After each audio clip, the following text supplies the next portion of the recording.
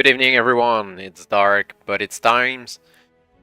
Before we begin, little tidbits of Lone Wolf news. On God Press announced a couple of days ago that the month of March will be the month of the Magnakai. So, a bunch of different events for the 40th anniversary of the Lone Wolf series, as well as 20% off on the Lone Wolf hardcover edition books for the Magnakai series. Sadly, only on the On God Press store in the UK, but maybe we'll see something else in other parts of the world in the coming month. And he also announced that the paperback editions for the last two books of the Magnakai series will be available in April. Let's hope that the famous reprint of Book 7 will be part of this, and most probably that at the end of April we'll be able to order kind of bundle with all the books, all the 7 books from the Magnakai series. So let's look forward to that next month. But for now, we're going to play a different series as well. It's a new beginning tonight. We're going to play for the next 9 weeks, I think, if I recall correctly. The series GrailQuest from J.H. Brennan. Something that I played in parts during my childhood, and it was quite a humorous take on the Arhurian legends with our new hero called Pip and Excalibur Jr. So we'll see how it goes. Before we begin with the game itself, we're going to look at the rules, since they're quite different as what we're used to, and quite different from Golden Dragon series as well.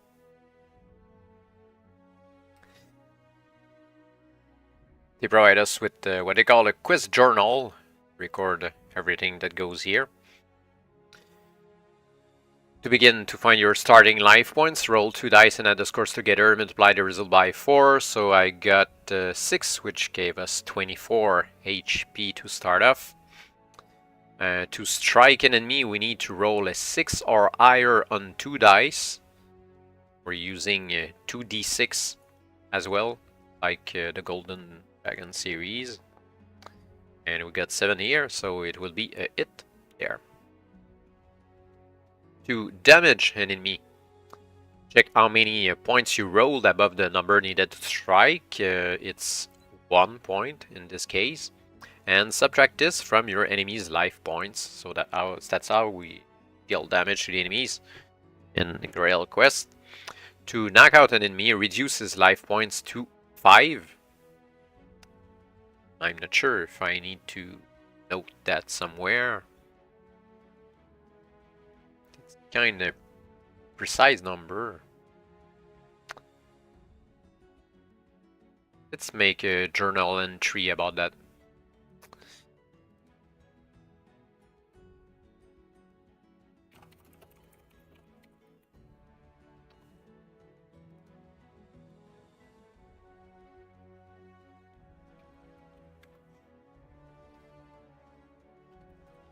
Knock out enemy, 5 life points. To kill an enemy, reduces life points to 0, which is quite normal. Your enemies use the same method to attack you as you roll dice for them. To restore lost life points, we can use healing potions. We have 3 bottles, each containing 6 doses. That's our first starting equipment that I missed out when building the quiz journal. So healing potions, 3 by 6, or 6. Yeah, let's go like this. 6 out of 6, 6 out of 6 there.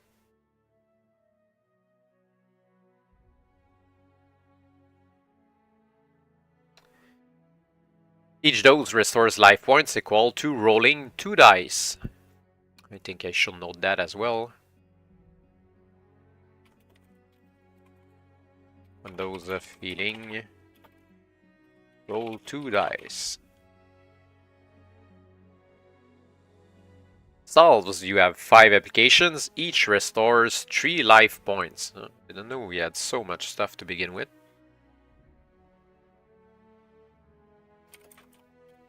Solves. 5.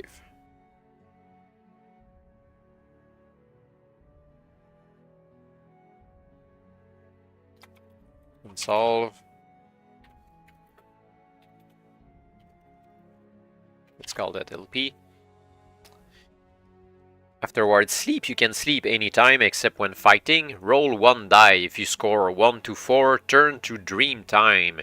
If you score 5 or 6, life points are restored equal to rolling 2 dice. Let's make a category with that. Sleep.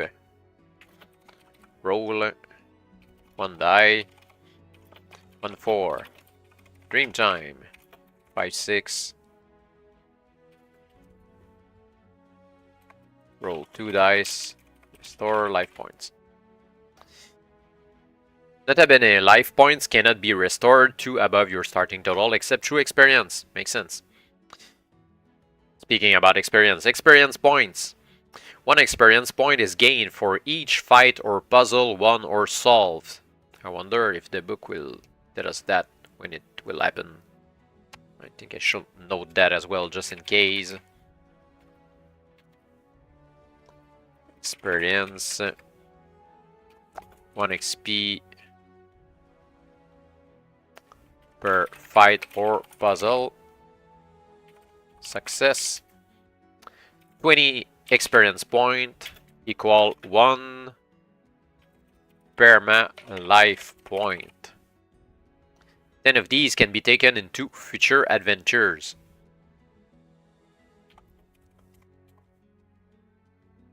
Do they mean 10 experience points or 10 permanent? I think they mean 10 permanent. Then perma LP can be carried over. Armor and weapons. Using weapons increase the damage you score. Using armor subtracts from damage scored against you. You have 3 permanent pieces of equipment. Excalibur Jr. needs a roll of only 4 on 2 dice to hit and does 5 damage. Shall I note that as well? That makes sense. Armor and weapons. E.g.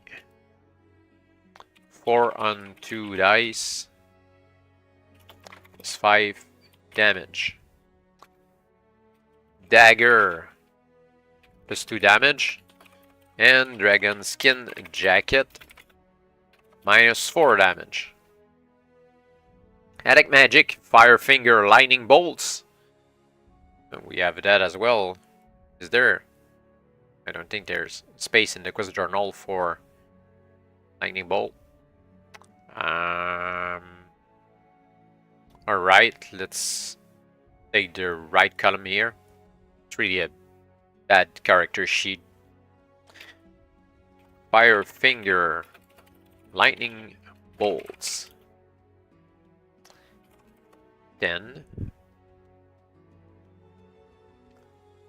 The direct hit 10 damage. And we have Fireball. 2 Fireball. Let's say 2 like that and 10 like that.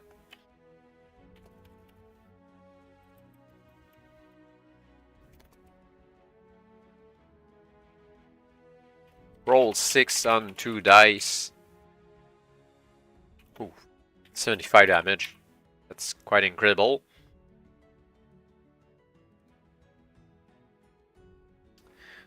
So those are both attack magic that we have. To avoid fights, test whether your enemy will have a friendly reaction. Try bribery. Those are the 2 options. I think I should note that as well. Avoid fights. Test a friendly reaction. Roll 1 die. Once for your enemy and 1 die 3 times for yourself. Okay, once for enemy. 3 times for self. If you score less than your enemy, he is friendly.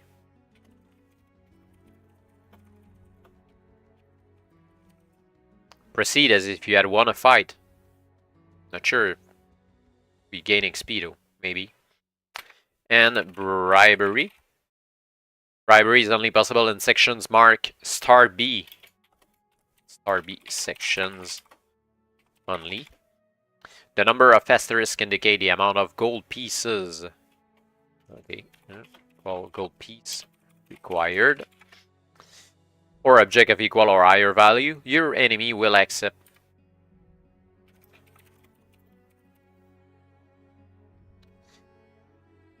For example, star B equal 100 gold pieces.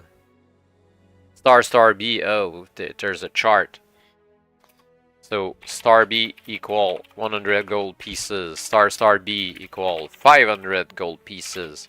Star B equal 1000 gold pieces.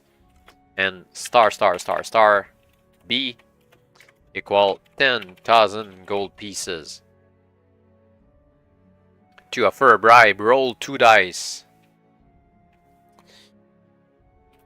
Roll 2 dice.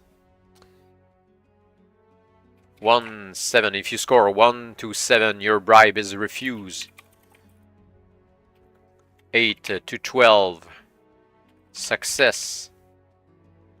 Whether or not you're successful, subtract the bribe amount from your gold store. GP is lost even when refused. Repeat journeys on repeat attempts at the adventure. Any enemies previously killed remain dead. Any treasure collected is lost unless you are told otherwise. That's quite a different rule than the other game books, actually. If we die, we can repeat the journey, retry the book from the beginning, but the different obstacles that we went through are gone. So I'm not sure what to do with that. Usually we're going to go back and take a previous choice, but maybe I'll try to simply repeat the journey since the fights are in there and the different obstacles, but we don't have the loot either. I think I just undergo with that one. So those are the combat rules and the rules in general for the GrailQuest series. I wonder if they'll change in subsequent books. I don't really recall about that. Otherwise, for the house rule for GrailQuest, they'll be as usual. If we die, we'll see with the repeat journeys thing, but most often than not, if we die, we're going to go back and take a previous choice. And if we die again, we're going to go back again, take another choice. If we die in combat, we're going to try the flee option. How do they call that already? The avoid fights option without with either actually the test friendly reaction or the bribery. If there's an option to flee as well, we're going to take it if the book gives one. And if we don't have that option and we die, we're going to go back and take a different choice. If there's no other options available, we're going to go through the fight as if we won and continue the adventure, so that we won't be playing this tomorrow morning. I don't really recall how hard are the GrailQuest books, but since they talk about repeat journeys, I anticipate that we're going to die somewhere. And kind of recalls that Pip isn't really strong, even if he has fireball 75 damage, but anyway, playing this as a kid is quite different as playing this as an adult, so I don't really know how it will go. Maybe it will be quite easier than I recall. We'll see about that. So those are the rules, and we're going to use for sure 2d6s as they ask in the rules so far.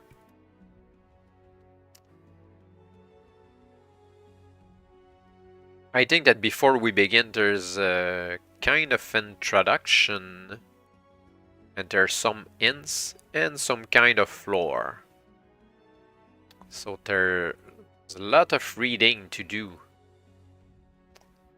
for the adventure itself. I think there's a good 20-something pages to read. Oh, maybe less. A dozen pages to read, something like that. So let's start with the introduction to the GrailQuest. Lore and adventure.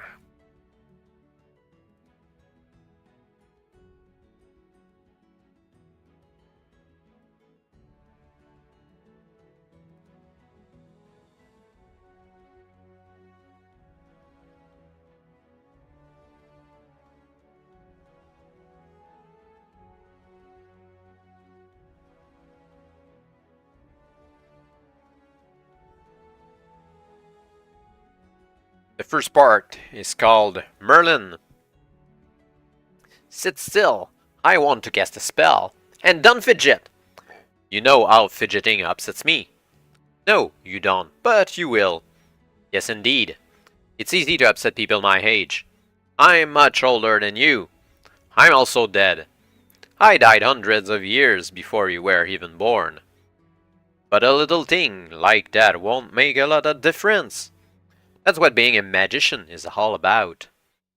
About the spell. You can see me, of course. You can hear me. But you can read what I write. Yes, indeed. Are you nervous? You ought to be. It's a very powerful spell. I don't do this one very often. Takes too long. Some spells you just mumble a word, others you just wave a wand. But this one you have to write a whole spell book. The book you're holding. Just for one spell. I'm nearly too old for this length of spell, but the king insists. Something has to be done about Ansalam. You're going to have to help, you know. You can't just sit there reading the spellbook. Not if you're going to be a big-time magician like me and spend your life being bossed around by the king. No help is needed. I don't have a body in your time. That's the trouble. So I need an assistant to fetch things for me. You're my assistant. Apprentice, really.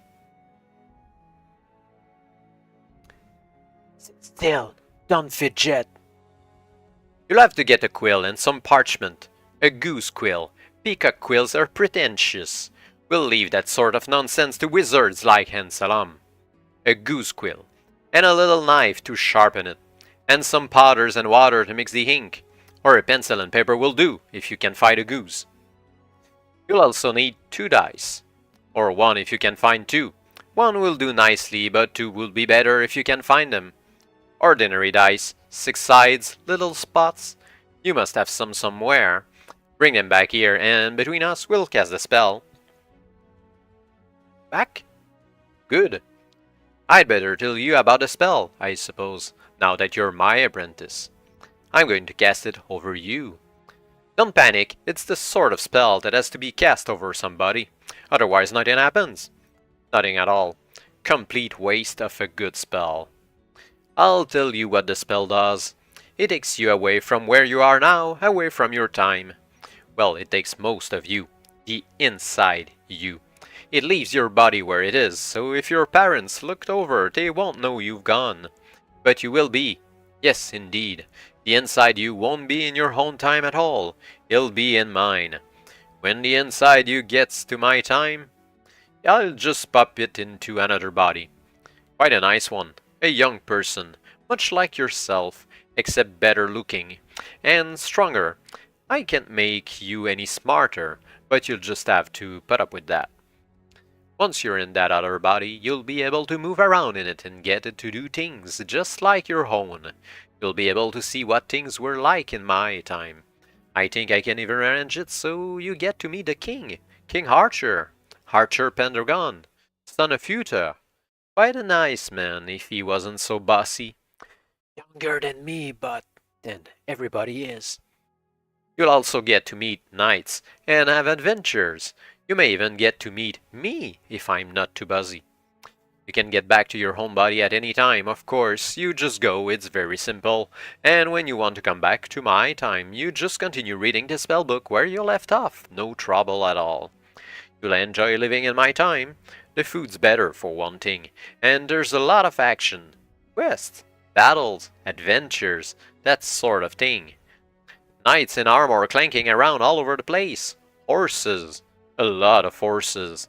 Castles, keeps, fortresses, towers, and peasants. A smelly lot. We even have a few dragons left. Not many, but in your own time, they've died out altogether. And there's a lot of magic about in my time, much more than in yours. The conditions here are better for working magic.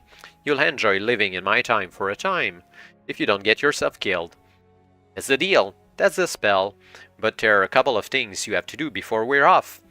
Both of these things involve arithmetic. When you arrive in my time, you won't have any life. No.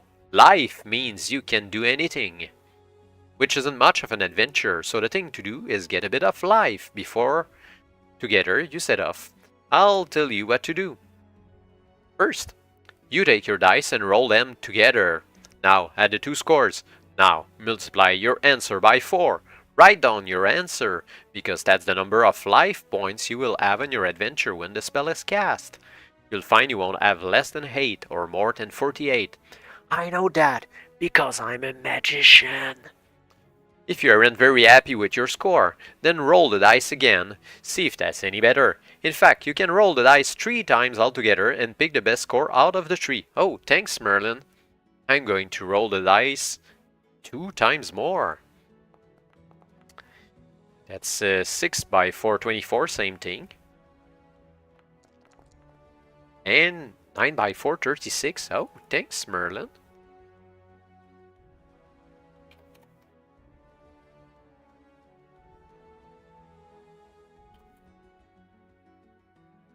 There we go. It's the same thing in the end. Nope, that's not where Merlin was.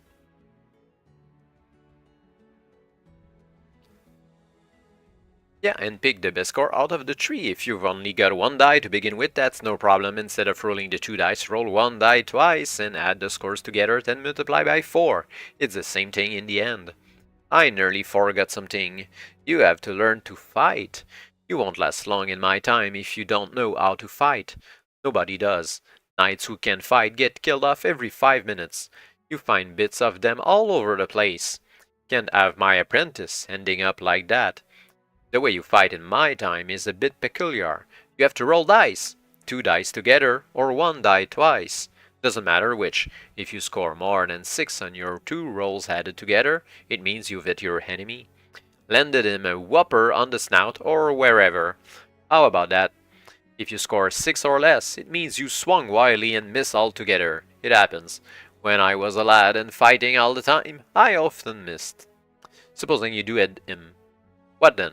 Well, for every point you score above 6, you do him that much damage. If you roll 7, you do him 1 point of damage. If you roll 8, you do him 2 points of damage, and so on. But don't cheat. Cheating messes up the spell. Every point of damage you score against your enemy is subtracted from his life points, unless he's wearing armor, in which case damage is scored against his armor until you've broken through it, after which all further damage is scored against his life points. Now pay attention. This is important. When your enemy has only 5 life points left, he will fall down unconscious. If he has no life points left, you've killed him. Deceased as a doornail. All this is what happens if you are pounding away at your enemy with your fist. If you happen to be hacking away at him with a sword, or poking at him with a spear, or bunking him with a club, you will score extra damage. But don't worry about that just now. You'll learn how to use swords and things when you come into my time. You'll also learn magic, but that's another story. Fighting is easy, isn't it? In fact, so far as I can see, there's only one real problem with it. While you're thumping your enemy, he or she, women were very dangerous in my time, will almost certainly be thumping you back. Turn and turn about. That's the way it goes. Your opponent will fight exactly the way you do by throwing dice, Except you'll have to throw them for him, of course, since you're the one with the dice. If he throws above 6, he's managed to hit you, and every point above 6 scores 1 damage against you, subtracted from your life points, or your armor, then your life points, until you have 5 left when you fall unconscious, or none left when you're dead. Alright, that's all you need to know about fighting for the time being, but before I start to cast my spell, I'd better tell you about sleeping. Sleep is the way to get your life points back. You can sleep anytime in my time, except in the middle of a fight, of course. And every time you sleep successfully, you get back 2 dice rolls worth of life points. There's a snag though. To go to sleep, you roll 1 die. If it comes up 1, 2, 3, or 4, you're headed for the dream time, which you'll find at the back of this spell book. And in the dream time, you're quite likely to lose even more life points. Maybe even get yourself killed. But that's the way the barn brack bounces. When you need a couple of dice rolls of life points, you take your chances with the dream time and just hope you throw a 5 or 6. I nearly forgot something else. When you come to my time, your name will be Pip. I can't help that. It's the name of the body I picked for you. When the king was young, they called him Wart. Don't ever dare tell him I told you. Finally, you've got to learn about experience. You collect 1 point of experience every time you win a fight or solve a puzzle.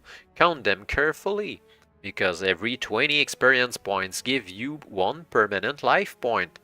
And you can add a permanent life point to your total life points, even if it brings you higher than you were when you started out.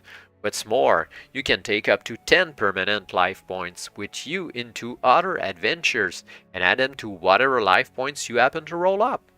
And by the by, a really heroic deed can often earn you more than 1 experience point. This is nearly everything you need for your adventure. You can learn how to use bribery and how to test for friendly reactions as you go along. These rules and all the others are on the card at the back of the book, so you can cut it out and use it as a bookmark. Now, the spell.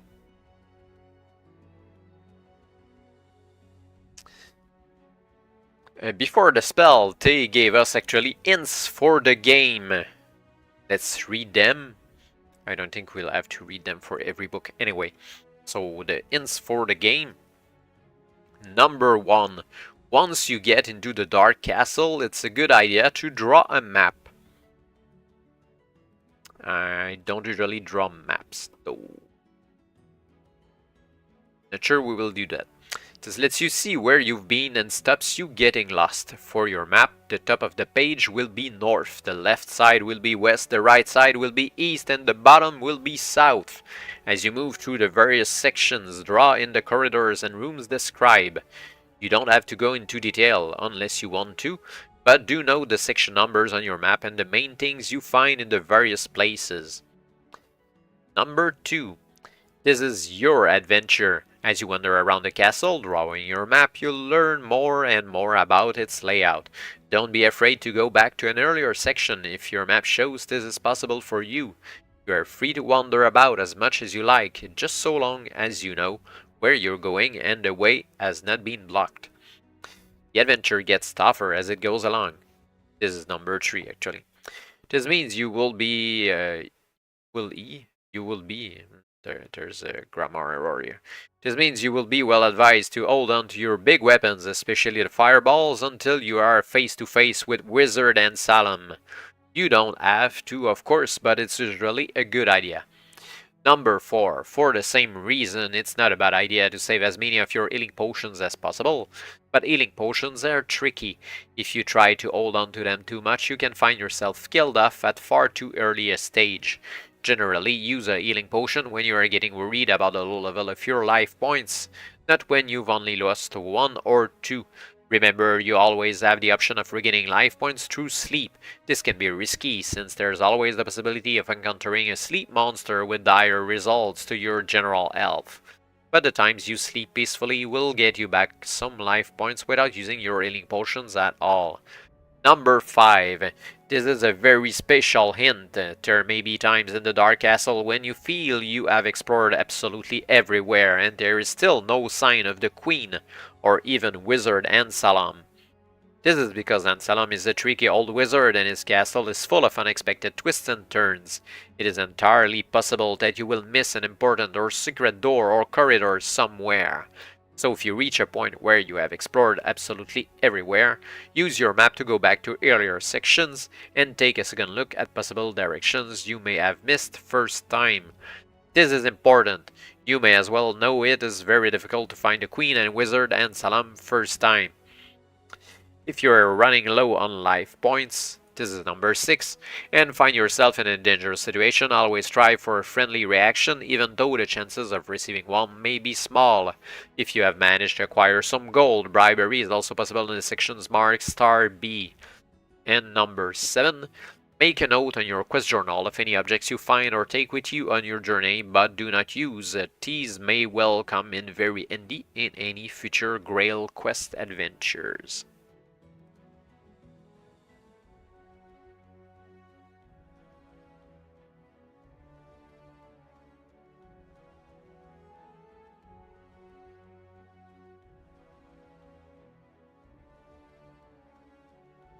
Alright, a bit of lore before we start. The Realm of Avalon. It was a wonderful age to live in, despite the dangers. Pendragon's son, King Arthur by name, was on the throne of Avalon, ruling by the right of his great sword Excalibur, which he had drawn from the stone as a boy when strong men could not move it. Arthur brought peace of a sort to the kingdom.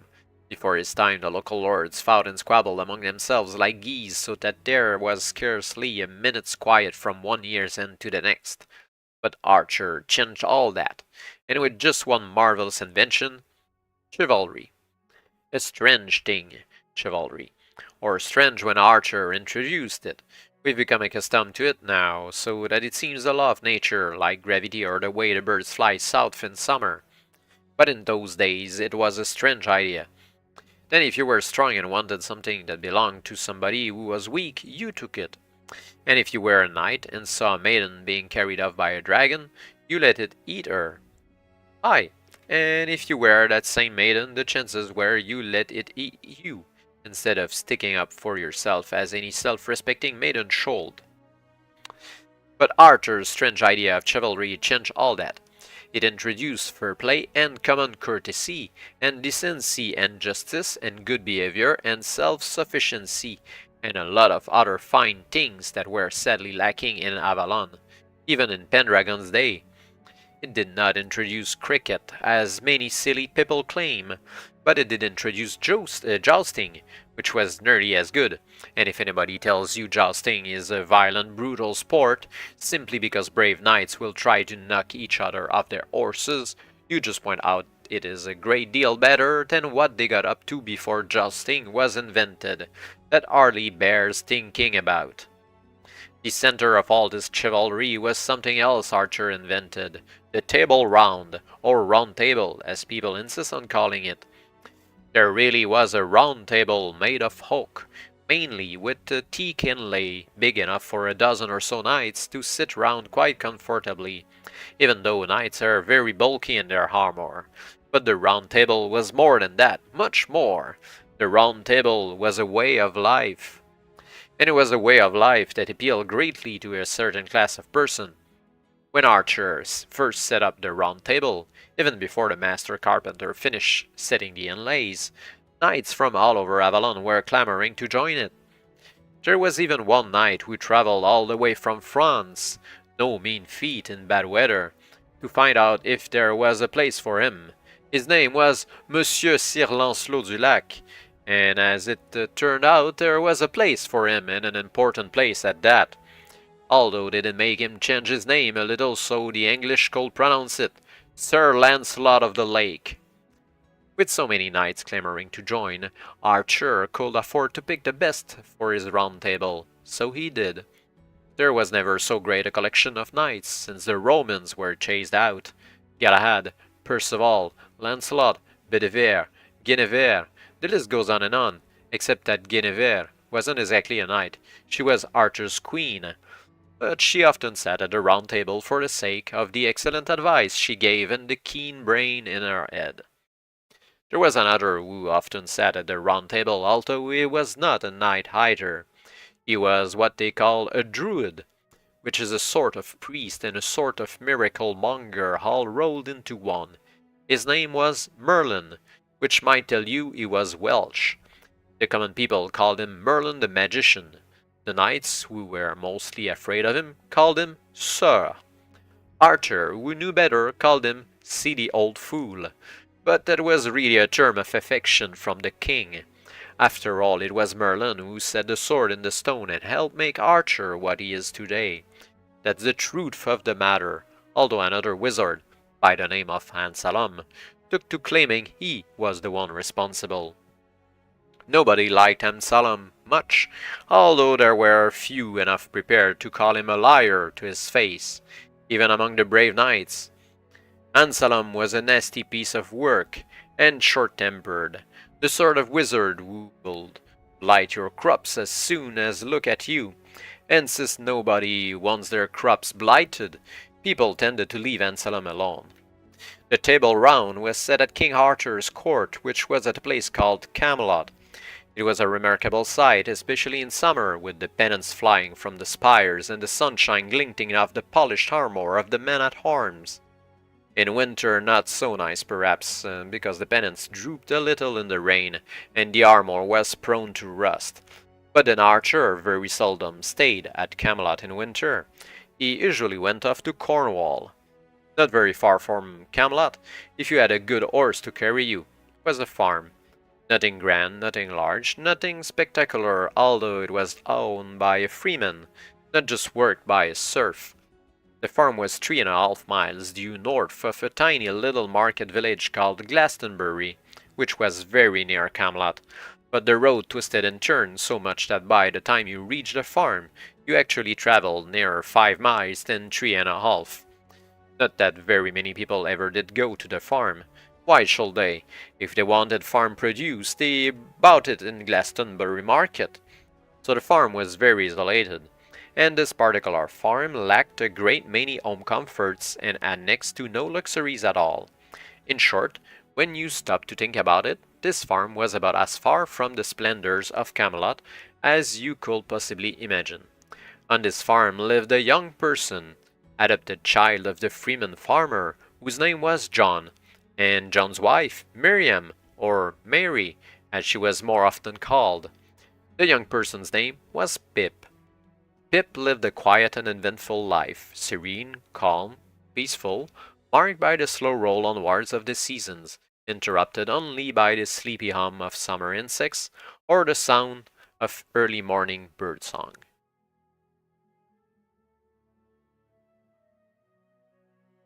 "I'm going to kill you, brat! I'm going to murder you! I'm going to slaughter you! I'm going to beat your head in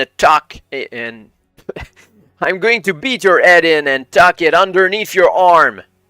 That's Mean Jake talking, Pip. A boy 3 years older than you and a lot bigger. His father's also called Jake, Jake the Maggot. 5 brothers, 3 younger, 2 older. 4 sisters, all older. A bad family, the whole lot of them. They make their living thieving from Glastonbury Market, which is where you are now. It's early morning and nearly deserted. Your adopted father, Freeman John, always comes to market very early to unload his vegetables. Unfortunately, he's gone off to the smith to buy a new bit for the pony. So you're all alone on the cart, with your back against a sack of carrots. And now Mean Jake has turned up out of nowhere. He seems to have it in it for you. "Come on, brat, get down off that cart. I'm going to break you into tiny little pieces." We might discuss the reasons for Mean Jake's behavior, the deprived childhood, the lack of a suitable role model, but that won't do you much good now, Pip. Look around you. There's not another soul in the market square, not one. Too early, and Freeman John won't be back for half an hour. It looks as if you're going to have to fight him. Either that or get killed and murdered and slaughtered and your head beaten in and tucked under your arm and the rest of you broken into little pieces. Not much of a choice there. Fight or run. And you can't run because Freeman John will never find you. So it's a fight. Cut your dice. Mean Jake has 20 life points. Yeah, first fight. Before the first paragraph of the book. Yeah, right. Mean Jake. 20.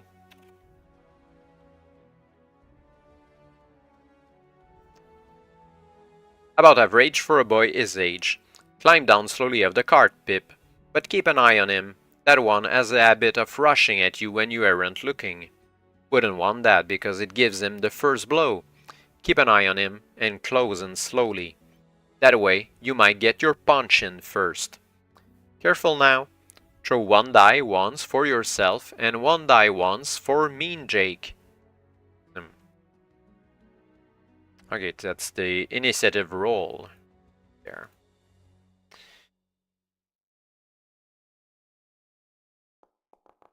Yep.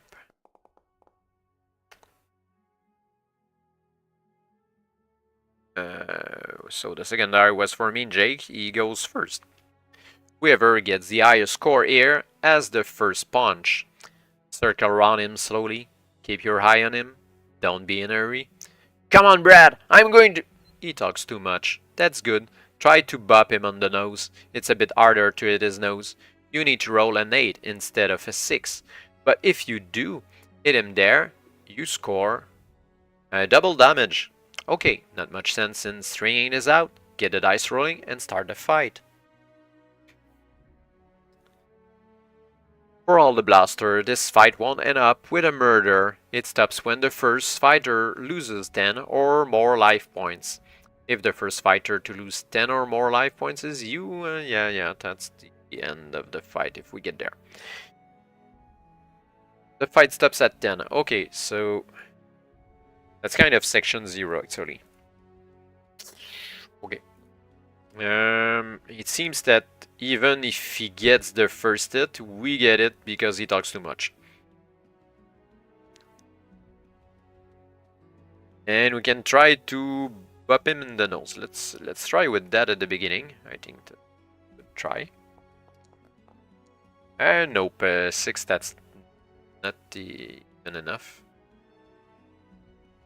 Usually we need to roll. It's 6 or 6 or higher.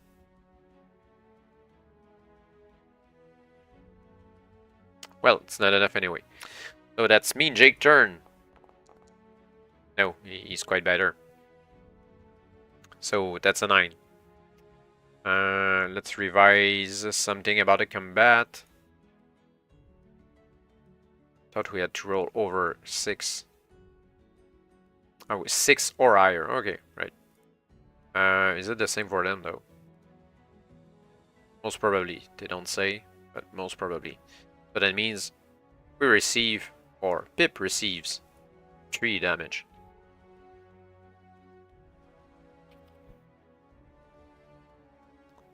Okay, our turn. Yeah, 8 that hits. On the bop, on the nose. So 8 minus 6, 2 double damage, 4. In Jake, 7. 1 damage. The damage was over 5 though, so that's 2 damage. And previously we had 3, so that's correct. And we rolled an 8. That's mean 3, 5 to 6, and not 4. Okay, all right. Our turn. 10 double damage. That means 5 by 2, 10. Oh, well, he's already done for the count. If the first fighter to lose 10 or more, it's not getting to 10, it's losing 10. Well, he lost more than 10 anyway. Is you. If the first player to lose 10 or more life points is Mean Jake, then turn to the other section. Alright, let's go. First paragraph. Actually, we're jumping over section 1 since we won the fight and starting with section 2 of the first book of the GrailQuest series named The Castle of Darkness. Quite a start. First fight already, and it's a victory. That's shown him. He's running off sniveling. Maybe next time he'll think twice about picking on somebody smaller than himself. Good for you, Pip. That was well done. Well fought. We'll make a night of you yet. Don't worry about your missing life points. Or his, come to that. They grow back. You get 1 back each hour that passes after a fight is finished. You can get more back than you had to start with, of course, but that's alright. By tomorrow, you should be as good as new. Meanwhile, you have a bit of a problem. The mess you're in. Amazing how difficult it is to get into a good fight without getting into a mess as well. You're going to have to think of some way of explaining that to Freeman John. He doesn't approve of fighting. Hey-ho, life is full of little problems.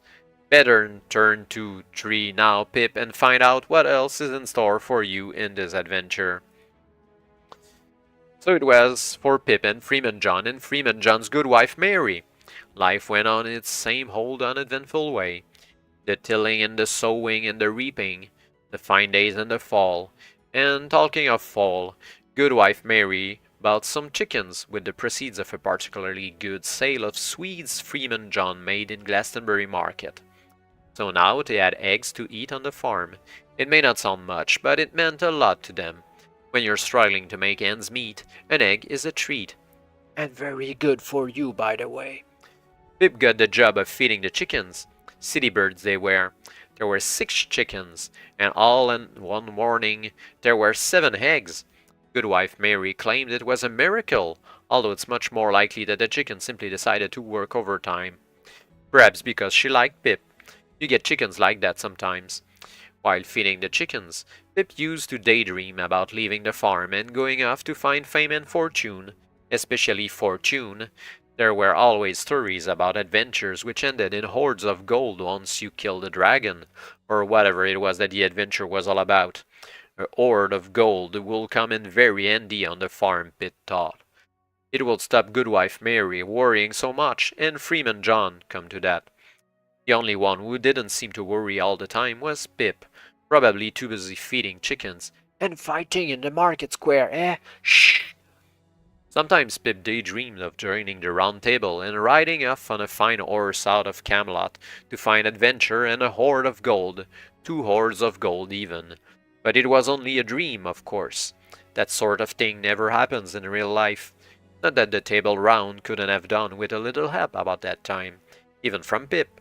It isn't all ale and jousting being a knight, or even a king, come to that. There are times when affairs of state weigh heavily. Affairs of state can be anything from a bad harvest in the realm to the threat of another invasion by those Romans, or even an upsurge of dragons. Dragons are rare enough, but every so often, when it rains the first 2 weeks of August, they have a good breeding season, and the following July the place seems to be infested with them. No jousting for the knights then. They're all too busy racing around like maniacs killing dragons, or getting treatment for burns. Still, dragons weren't the problem this time. August last year had been fine. No, the problem was Ansalom, the wizard Ansalom. In a nutshell, Ansalom was getting far too big for his boots. Hardly a day went past that King Arthur didn't have at least one petition to do something about him. Please, sire, he's blighted my corn. Please, sire, he's taken my pig. Please, sire, he's dried up my malt. True, all true. Ansalom was a world-class prime-time A1 nuisance. Worse than the Romans, worse than dragons. The problem was so many of the knights were afraid of him. Knights are fighters, great people in the face of physical adversity, but magic makes them nervous, and everybody knew the wizard Ansalom had a lot of magic. So when King Arthur suggested to Percival or Galahad or whoever that they should do something about the wizard Ansalom, he started getting funny answers. Of course, sire, except I have this wrong to write in Tintagel. Of course, sire. Only I'm just this minute off on a quest for the Holy Grail. And so on. Eventually, in desperation, Arthur dispatched the brave King Pellinor to do something about the problem, but Pellinor got lost in the forest outside Wizard Anselm's dark castle. Poor sense of direction, Pellinor. Merlin might have been able to do something about it, being a wizard himself, but Merlin was missing at the moment, with a lot of ridiculous gossip about his having got himself a girlfriend. Nonsense at his age, of course, but he wasn't about, whatever the reason. So the wizard Anselm went his merry wicked way unchecked. While King Arthur was trying to cope with these troublesome affairs of state, an odd thing happened that went completely unnoticed in Camelot, although it was extremely noticeable on Freeman Jones's farm, that being where it happened. Pip was talking to a chicken at the time, on the theory that a little encouragement might increase egg production. And right in the middle of this little chat, Goodwife Mary staggered into the coop, her face as pale as newly milled flour. "Pip," says she, and stops. "Oh, Pip," and stops again, clinging to a nearby perch for support. "Mother, what's the matter?" asked Pip anxiously. It was always "mother," even though Goodwife Mary was an adoptive mother. This being the age of chivalry, politeness was important. "Are you ill?" "Ill?" She looks around her vaguely, first at the coop, then at the chickens, which have gathered round in a curious circle, bobbing their heads and sussing out the situation with very bright, very beady eyes. "Ill? No. No, I'm not ill. I don't think so. Oh, Pip, men have come." "Men, mother?" asked Pip, who knows how to frame a stupid question when the need arises. "Nobles, Pip, great men, knights, knights of the Round Table, with their horses and their pages. They're in the yard now, talking to your father." She reels a little, as if about to faint, but her secure grip on the perch does the job, and she stays upright, eyes wide as saucers. "They're asking after you, Pip." "After you, Pip? What's going on here?" "After me, mother?" "After you, Pip."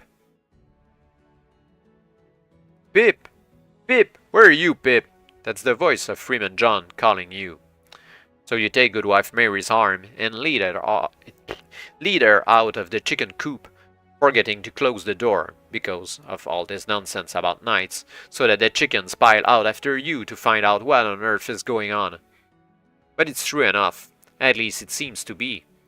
The farmyard is full of large men in armor, with swords and halberds and snorting great war horses. They aren't knights. Goodwife Mary was wrong about that. They are men at arms, an escort, so to speak, but definitely from Camelot, for they wear the king's collars and fly the king's pennant.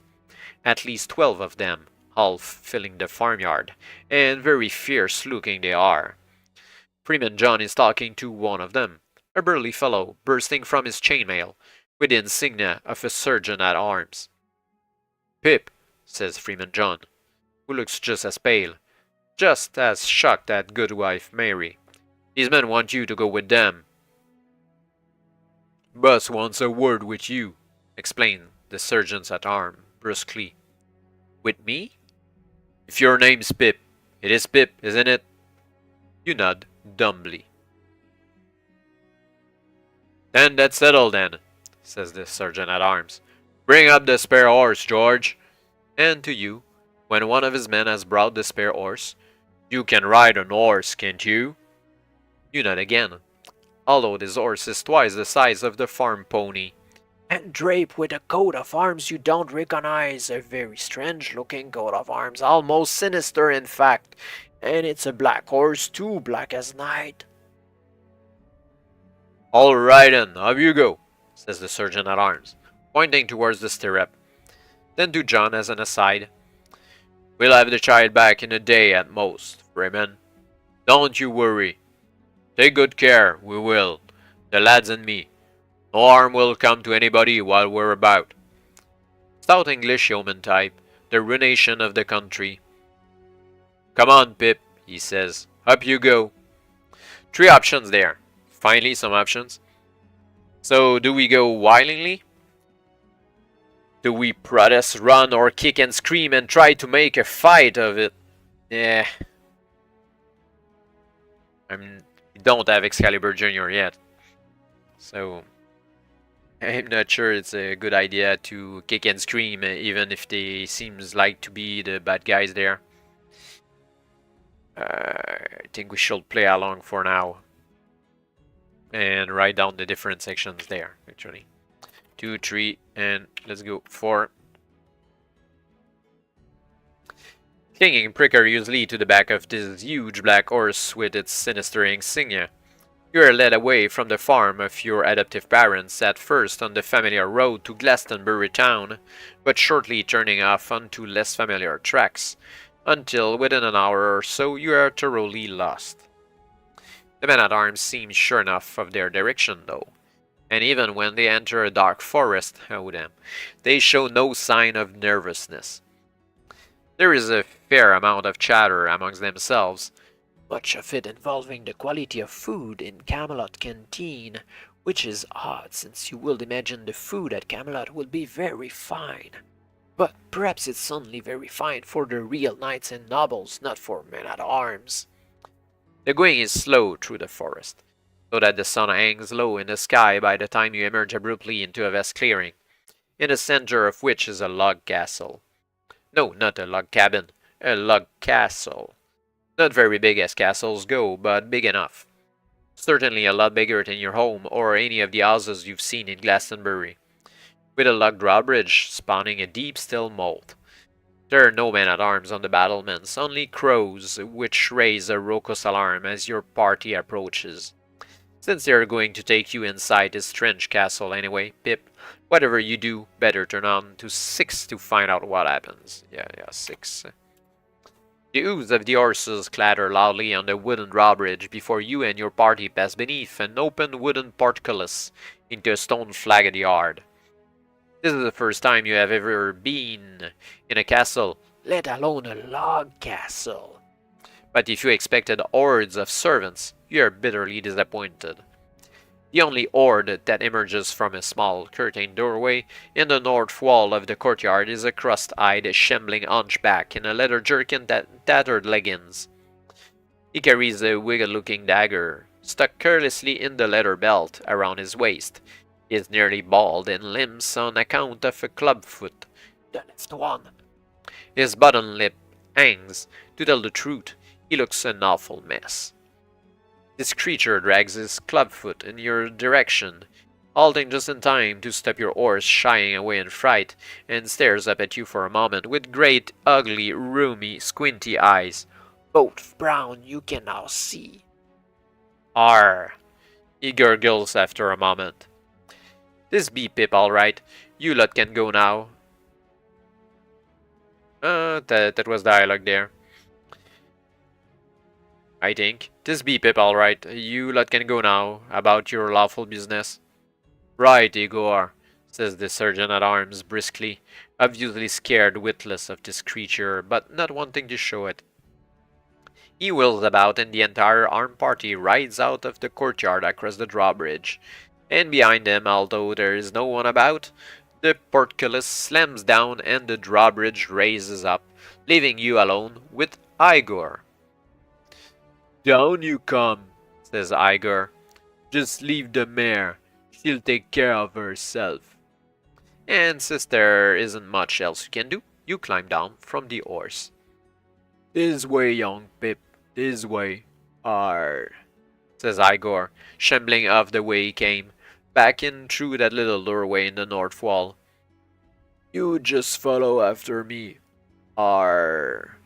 The master wants to see. Arr. And so forth, rolling like a boat in a swell on account of his clubfoot. And since there isn't much else you can do here either, you follow him down a gloomy torchlit corridor. But why don't the torches set the wooden walls afire? through an arch along a second corridor, and into a small but well-appointed room, with a table and some chairs, and leather-bound books on shelves around the walls, and a globe of the world near the table, and a map of the heavens on the table, and dividers and compasses and parchment, and a goose quill pen, and inks and powders and potions, and heaven knows what. Not that you're paying much attention to the room, because the strangest thing is happening to Igor. His hump is dropping off, and his clubfoot is straightening, and he's growing taller and thinner and sprouting long white hair on his head and a long grey bird on his face. And his clothes are changing, the leather jerkin and those ghastly leggings, and his eyes are unsquinting and changing from brown to blue. It is without a doubt the most amazing, most miraculous, most magical transformation you have ever witnessed. In place of the shambling Igor, there stands in this well-appointed room a tall, straight, blue-eyed, grey-bearded old man in a long white robe and pointed hat, both embroidered, incidentally, with moons and stars and suns and planets and other curious symbols. "That's better," says the old man, and his voice is dry, not at all like Igor's voice. "Shape-shifting's always a nuisance. But they expect a man in my position to have servants, even if he can't afford them. So it's necessary. Yes, yes, indeed." He stares at you with those piercing blue eyes. "Well, I see you got here and made it safely. Spell worked. Knew it would. Enjoying yourself, for you, young Pip? Fighting the village boys, all that sort of thing? Good. Good. But there's more important work at hand just now." He waves you towards a chair with a short movement of one long bony hand. "Sit down. Sit still. Don't fidget." It was in this way that young Pip met one of the oddest individuals ever to walk the face of fair Avalon in the days of King Arthur and the Knights of the Table Round. Although it took Pip quite a time to realize the identity of the old man who could shapeshift into the form of the hunchback Igor, and probably into quite a few other forms, if the truth be.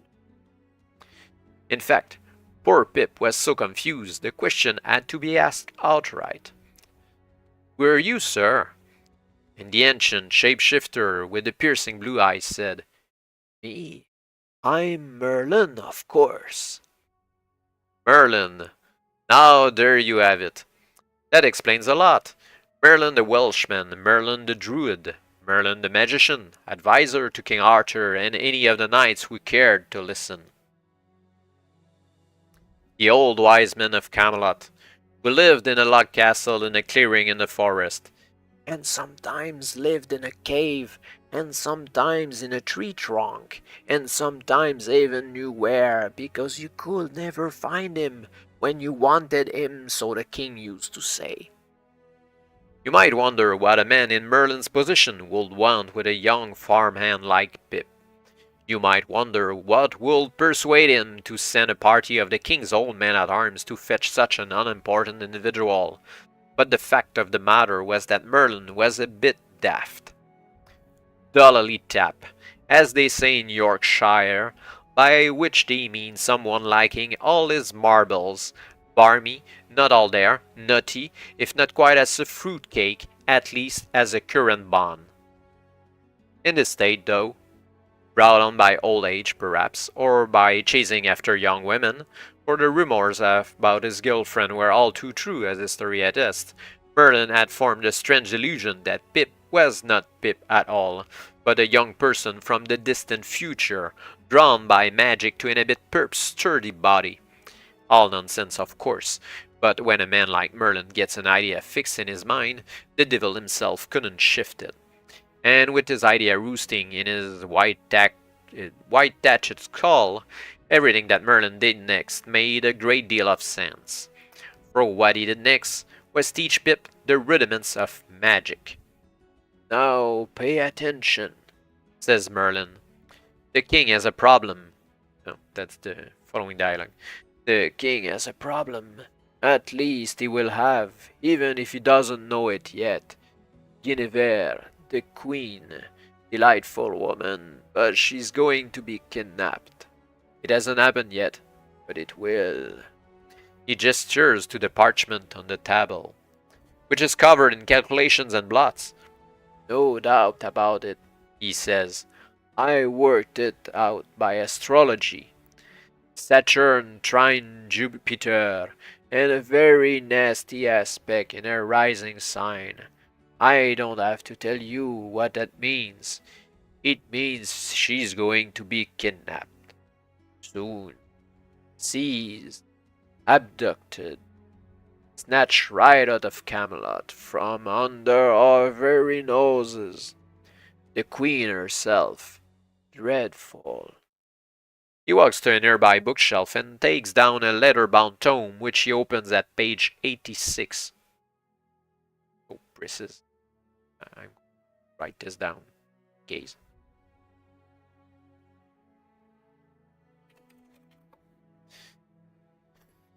Page 86.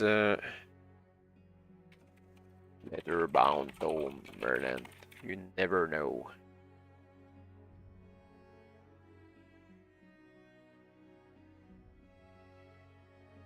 Inside, stuck down rather messily with glue, is a charcoal drawing of a black-haired, black-bearded, black-eyed, and extremely villainous-looking man in black robes, holding a wand. And that, Says Merlin, is the rogue will do it. Ansalom, the one they call the wizard Amsalam. Although in my opinion it'd be hard put to tell a spell from Mangle. Still he knows a trick or two. Have to admit that. Well now, says Merlin, putting away the book again. We have to do something about it. At least. And here he turns his gimlet gaze on you, Pip. You have to do something about it. I'm too busy. Me, sir? You ask, perhaps a little terrified. Yes, you. Of course, you.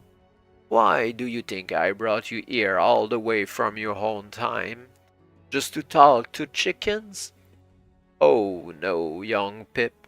There's a job to be done, and you're here to do it. But at least it isn't difficult. All you have to do is get into the wizard Ansalam's dark castle and rescue the queen. Nothing to it for a healthy young person like yourself, as long as you avoid the traps and the monsters. He breeds them, you know, for a hobby, and lets them wander all over his castle. The smell is dreadful, but you'll get used to it. Stupid things, monsters, most of them. They shouldn't give you any trouble. Worst that can happen is they'll eat you. He stops, as if he has just remembered something, then goes on. Oh yes, you might as well kill Ansalam while you're at it. Thoroughgoing nuisance, that man. Always blighting people's corn, and stealing their pigs, and drying up their moats. Not to mention kidnapping queens. So you just kill him, otherwise he'll kill you, of course. He's that sort. He spreads his hands. So you see, it isn't much of a job, really. I'd do it myself if I wasn't so busy. So you just cut along now, Pip, and... Oh wait, I forgot something. So saying, Merlin dives beneath the table, with surprising agility for such an old man, and drags out a large oak chest bound in iron bands. You'll need this, he says, opening the chest and taking out a sword. This, says Merlin, is the sword Excalibur Jr. A magical blade is something similar to the one I made for the king, except smaller. When you use this, you only need to roll a 4 or better to hit somebody. And when you do it, you can add 5 to any damage caused. It talks to, although not very often, calls itself EJ. Merlin plunges back inside the chest. And you'll need this, he says, bringing out a leather jerkin which rather miraculously fits you to perfection. Looks like leather, feels like leather, weighs no more than leather. But it isn't leather, it's dragon hide. Don't see many jackets like this about, young Pip. As good as a suit of armor, this one. Anyone hits you when you're wearing this and it subtracts 4 points from any damage they cause you. 4 whole points! That can make the difference between life and death. He closes the chest and puts it away, then walks quickly to a shelf and takes down a small casket, like a jewel box. From inside he takes 3 small blue glass bottles. Now, potions. He hands you the bottles. Keep those carefully. They're potions of healing. I should start to note that, actually.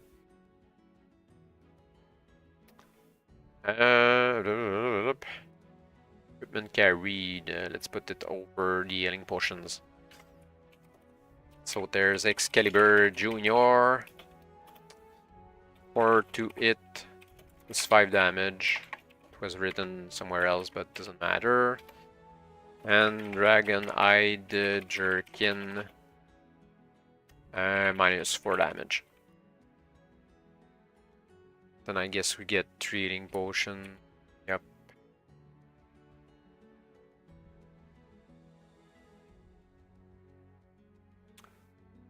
A secret blend of castor oil and mugwort.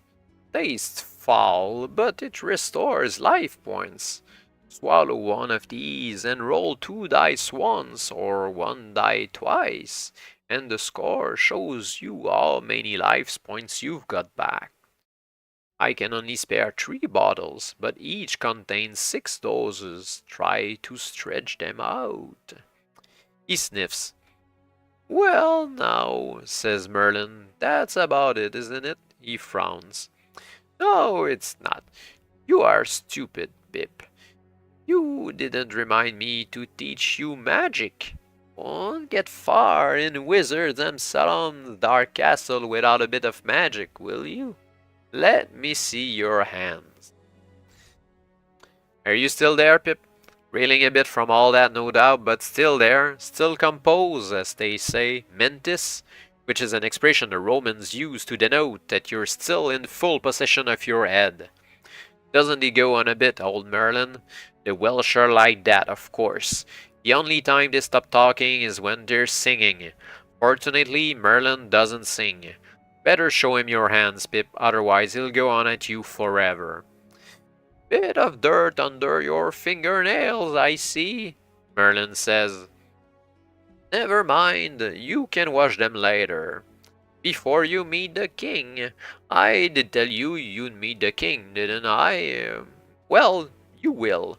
Just as soon as you rescue the queen and bring her back from Wizard and Salam's dark castle. You'll get to meet the king then. If you're still alive, that is. Might even get yourself knighted. You never know. Now, where was I? Yes, your hands. He stares at your hands for a moment, then goes to the table and dips the goose quill in the ink. Hold still now, he says. Don't fidget. And right there in the center of each palm, he draws a circle with a star inside it. Draws it rather well too, and holding your hands tightly to steady them, he draws a second, very tiny circle on the tip of each of your 2 forefingers. Right hand first, then the left. Now, he says, I'm going to write something down, and I want you to tell me if you can read it. With which he tears a piece of parchment off the end of the sheet filled with calculations and writes on it with a quill and hands it to you. On the piece of parchment he has written the words, Firefinger 1. 2 options there. We can speak the words aloud in answer to his question. That's so stupid. Or we can only nod in answer. I think we should only nod in answer. and not waste a spell. And since we're tomorrow, also we healed actually. Yeah, let's go to only nodding in answer. You see, says Merlin, this is an important bit of magic I've given you, a spell you might say.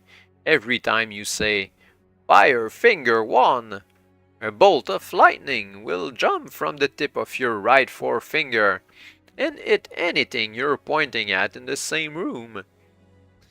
All you need do is point. It never misses. And it causes 10 points of damage to anything it hits. 10! Imagine that. More dangerous than a sword, that is. And if you say Fire Finger 2, the same thing will happen with your left forefinger. He regards you severely.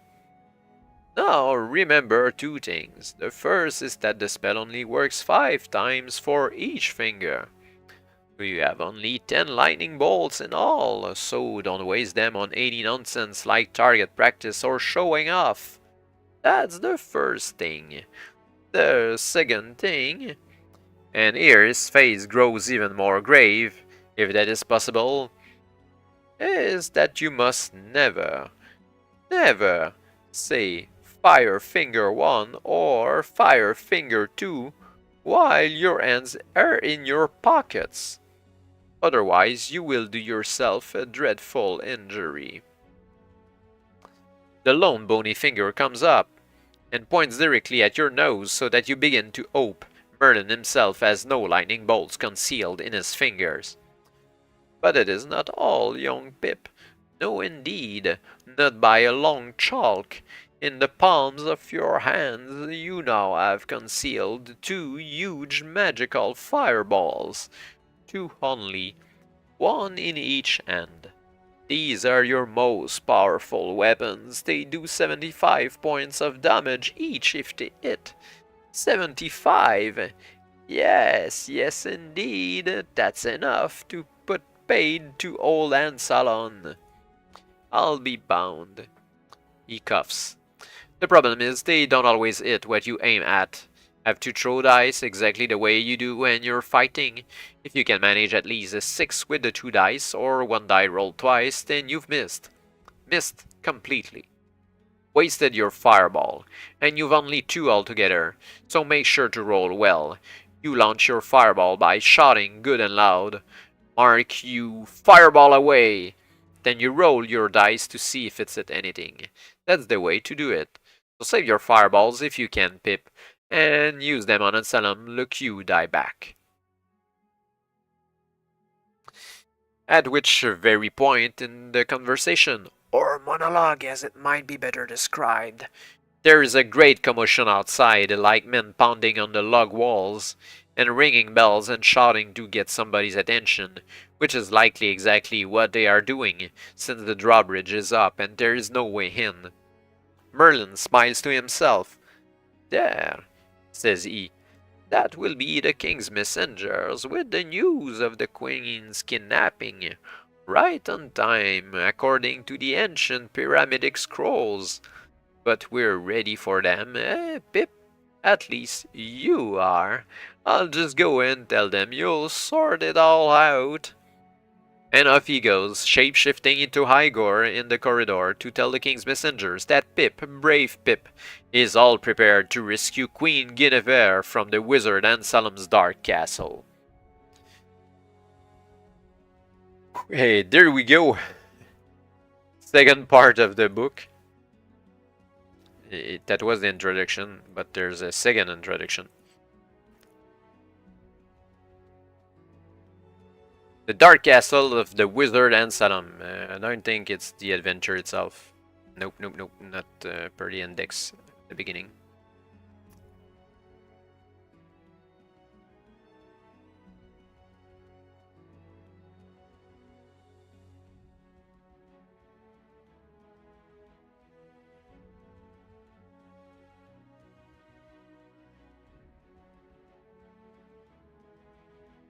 What a scandal, what a fuss, what a fluttering in the dovecotes, to use a picturesque expression. It was panic stations throughout Camelot, throughout the whole of Avalon for that matter. The Queen kidnapped. Impossible. Such a thing had never happened before, but it had happened now. And the way it happened was extremely creepy. No warning, no declaration of war, no attack on the castle, no peasant or noble revolt. In fact, it had been a fairly ordinary day, all things considered. There was a meeting of the Table Round in the morning, with nothing terribly exciting on the agenda. All the discussions were perfectly routine. Lancelot tabled a list of wrongs to be righted, and the knights shared them out equitably. Bedivere complained about the drains. Yeah, the thing about drains. Galahad gave a brief report on the dragon situation, which was actually well under control. Percival suggested somebody should go looking for King Pellinore, who was still lost in the forest, and everyone agreed to refer the matter to a subcommittee for further study. All absolutely routine, with not a hint of trouble. After that, King Arthur held his usual public audience, during which he judged disputes and listened to complaints. Please, sire, the wizard Anselm stole my pig. But even here, Anselm was proving no more of a nuisance than usual. Queen Guinevere, meanwhile, had not attended either the Table Round or the public audience, since a look at both agendas had convinced her the problems were so simple even men could handle them without help. So she went off to her study to write some important letters to a Scottish cousin about the possibility of increasing his country's Aegis exports. She was attended in the study by 2 ladies-in-waiting and 3 maids of honor, that being the usual custom at Camelot. She was also attended by a contingent of men-at-arms and honor guard who waited stiffly outside the door, their hands on their swords looking fierce, that being the custom too. There was only one door into the study and consequently only one door out. It was a small room with very few, if any, places to hide. Nobody expected any more trouble than the occasional inkblot. And not even that, really, since the Queen was noted for her penwomanship. But all of a sudden, the men-at-arms outside heard the ladies-in-waiting and the maids of honor inside suddenly begin to scream their heads off. Naturally, the men drew their swords and rushed in, making a great fuss as men do in an emergency, to find the Queen had vanished. They couldn't get a lot of sense out of the ladies or the maids, who all claimed Guinevere had simply disappeared while she sat behind her desk. 1 minute there, the next minute gone, with not even a puff of smoke to mark her departure. The sergeant-at-arms had a shrewd suspicion they hadn't been paying attention and called for a thorough search of the room, paying particular attention to secret panels and the like. But there proved to be no secret panels and no queen either. Reluctantly, everyone reported back to Arthur, who was just finishing up his public audience when the news arrived. Arthur was of course terribly upset and lost his temper for a while, shouting all sorts of threats at his guards, but he calmed down very quickly and ordered a thorough search of the entire castle, particularly the grounds, fearing Guinevere might have fallen out of window. When this produced no indication of the missing queen, he began to suspect sorcery afoot. And having suspected sorcery, he naturally thought of that pig-stealing, mold-drying, crop-blighting nuisance, the wizard Anselm. "Lancelot," said he to his bravest knight, "the time has come to do something about the wizard Anselm, permanently." And Lancelot, who was really a bit too fond of the Queen for his own good, promptly agreed. "I will ride, sire, at his instant to the dark castle of the wizard Anselm, and there I shall single-handedly fight my way through his guards and his monsters, and put the villain to death with my trusty sword." "Don't talk rubbish," Arthur said, in no mood for that sort of chivalrous nonsense. "You wouldn't get beyond the courtyard. What's needed here is somebody devious, somebody sneaky, somebody with a sort of convoluted animal cunning which will get him past Anselm's tricks and traps." "Merlin," Lancelot breathed. Exactly, Archer said, and forthwith dispatched messengers to Merlin's famous log castle with the news of the Queen's disappearance. The messengers returned, but not with Merlin. They returned with a very nervous and confused young person, equipped with a sword that looked suspiciously like a sawn-off version of Excalibur, and mumbling some nonsense about lightning bolts and fireballs. It didn't sound much of an answer to the greatest crisis the realm had ever faced, but Archer knew how stubborn Merlin could be, and for all the druid was an old fool, Archer still had a sneaking regard for his judgment. So he ordered the quartermaster general to pack some sandwiches and fruit in a lunchbox, and check out a standard issue backpack with ropes and climbing spikes and other odds and ends of use to commandos, then called a 36-strong guard to escort this young person to the forest on the outskirts of Wizard Anselm's domain. The guard carried out their duties as ordered, escorting the young person into the forest, and leaving rather promptly on account of the magical atmosphere that surrounded anything to do with Anselm. It was only when they returned that everyone realized they had forgotten to ask the young person's name. The oversight caused much general annoyance. As Percival remarked, they would have nothing to put on the tombstone.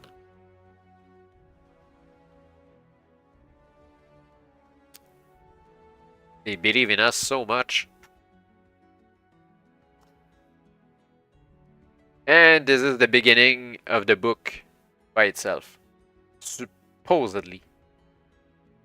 Still not sure.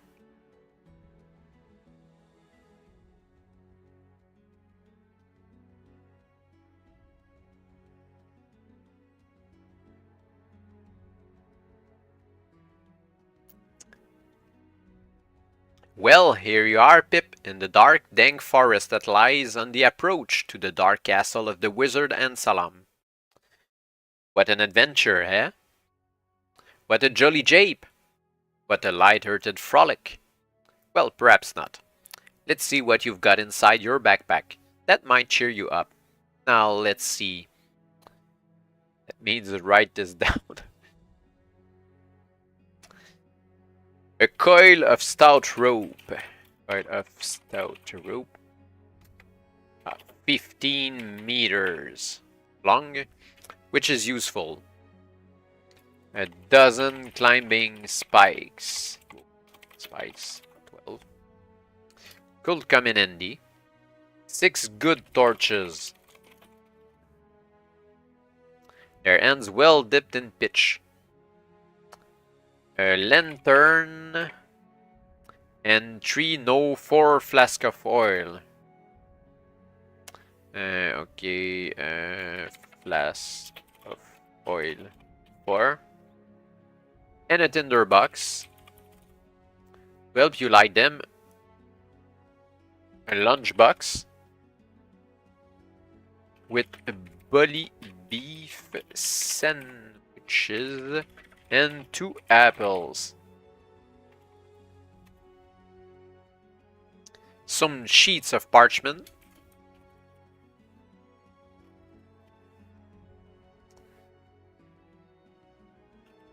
Quill and ink for mapping.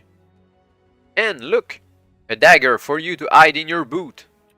Oh, put that at the top. Dagger. It's 2 damage. That will give you +2 damage if you manage to stab somebody with it. Some salve for wounds. Oh, that's the other part. Restores 3 life points immediately with enough for 5 separate applications.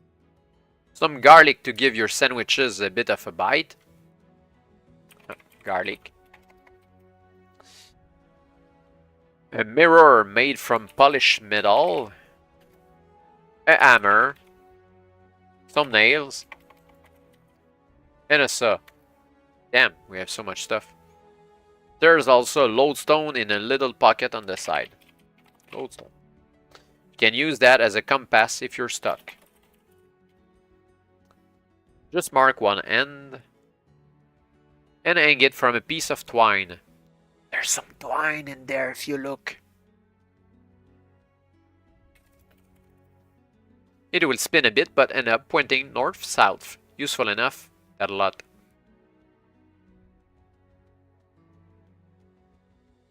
Oh boy. Way too much stuff in that backpack. Okay. I'll correct that later. It's a nasty forest, very gloomy, and the paths are all overgrown. Look at the way those trees are all twisted and gnarled, branches like old wisdom ends reaching out at you. Notice you don't hear any birds singing, not one. Never mind, you've a choice of paths. Both look equally unpleasant, and both look as though they might be going to the wizard and Salem's dark castle. Isn't that annoying?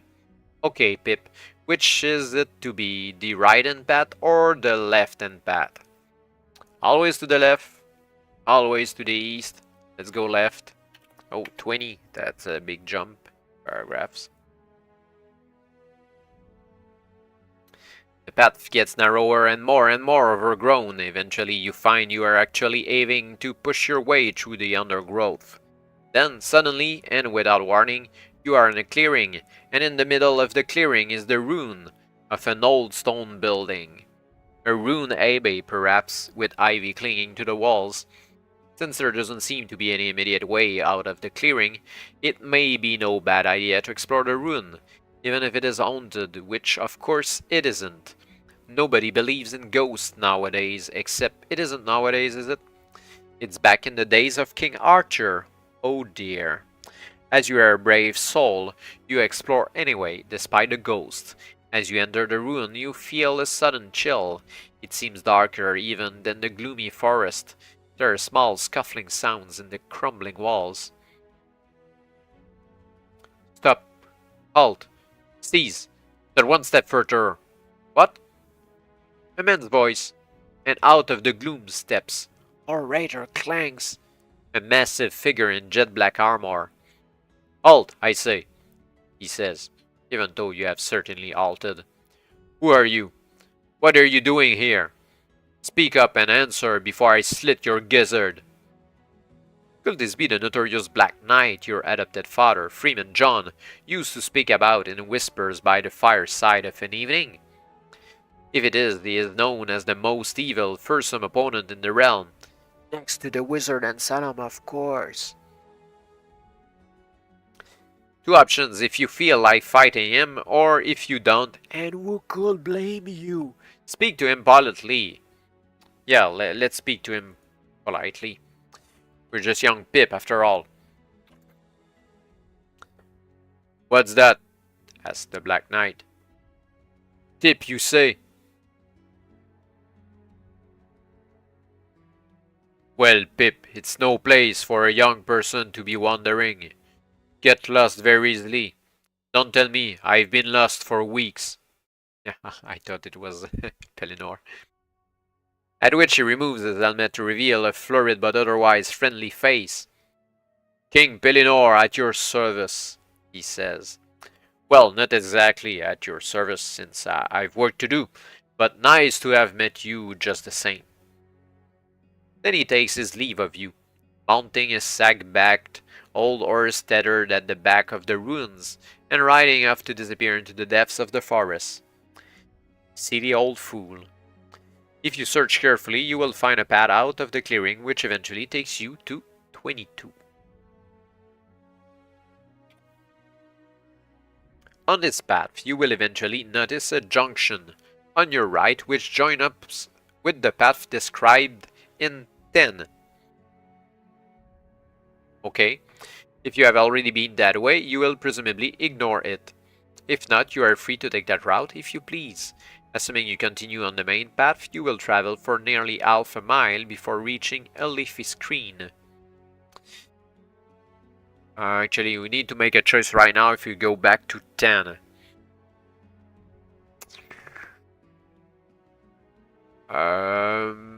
Do we need to try to find stuff? Our backpack is so full of shit already anyway.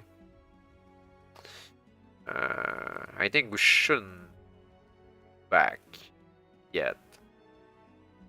So assuming you continue on the main path, which we do.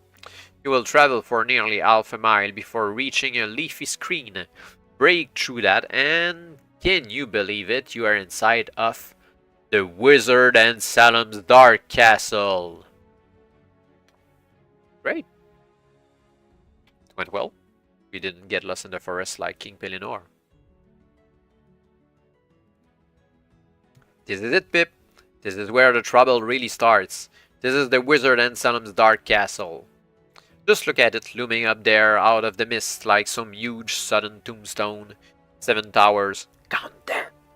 And not one under 20 meters in height. Great dank stone walls dripping slime. And a still dark moat that's probably full of the most loathsome creatures you could imagine. Did you ever see such an evil-looking place? First sets your teeth on edge to think of the lovely Queen Guinevere languishing in some deep dungeon inside. The drawbridge is down, Pip, and the portcullis raised. Not a guard in sight. They say the Wizard and Salem doesn't need them. Nobody in their right mind will risk entering his castle without an invitation, so he leaves the drawbridge down and the portcullis open. "Come into my parlour," said the spider. There are monsters in there, Pip, and traps and tricks and all manner of evil magics, so they say. But the Queen is in there too, so there's nothing else for it but to put on a brave face, keep old EJ handy, and put the best foot forward. Just a couple of points before you start, Pip. The castle lies directly in front of you to the north. From now on, all your directions will be given as north, south, east, or west, which is handy for drawing a map, and you'll certainly need a map, especially if you're killed and have to go back again. Let's try it out without a map, actually. Directly ahead of you, example north, is a 100 meters wide area of barren, stony scrubland. Then the moat, the drawbridge, and Ghastly Castle. Off you go, Pip, onwards to 23, and good luck.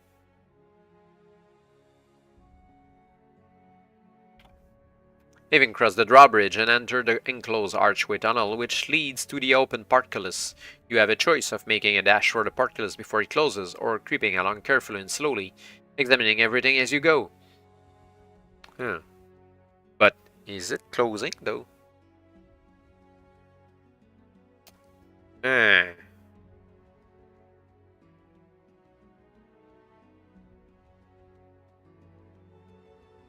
I think we should go slowly in there. There was no incline that the portcullis was going to be lowered. So, regarding. You notice a series of holes in the tunnel above your head, and by keeping close to the walls, manage to avoid the boiling oil which suddenly pours through them. You reach the portcullis in one piece, and thus gain in 3. Oh, okay, they start rough.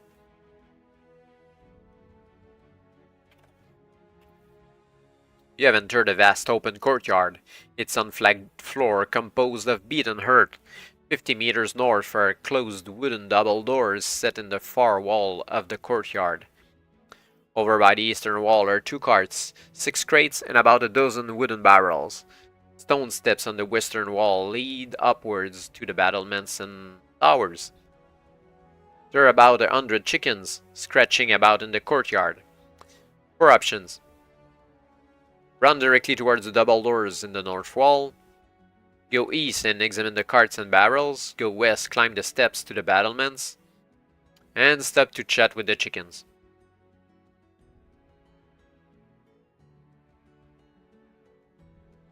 I think we should talk to the chickens. We have experience in that.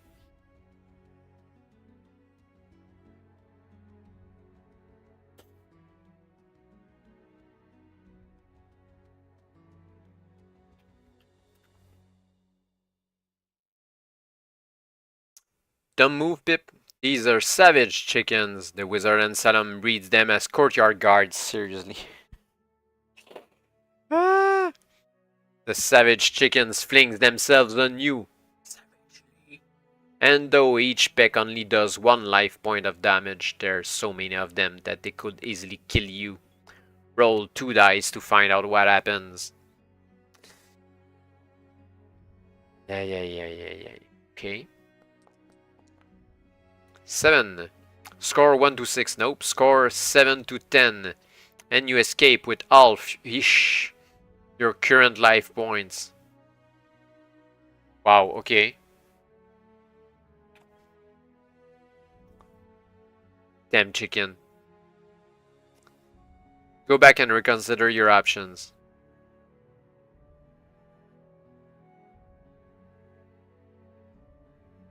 Well, should not speak to chickens anymore. So let's go east to the carts and barrels.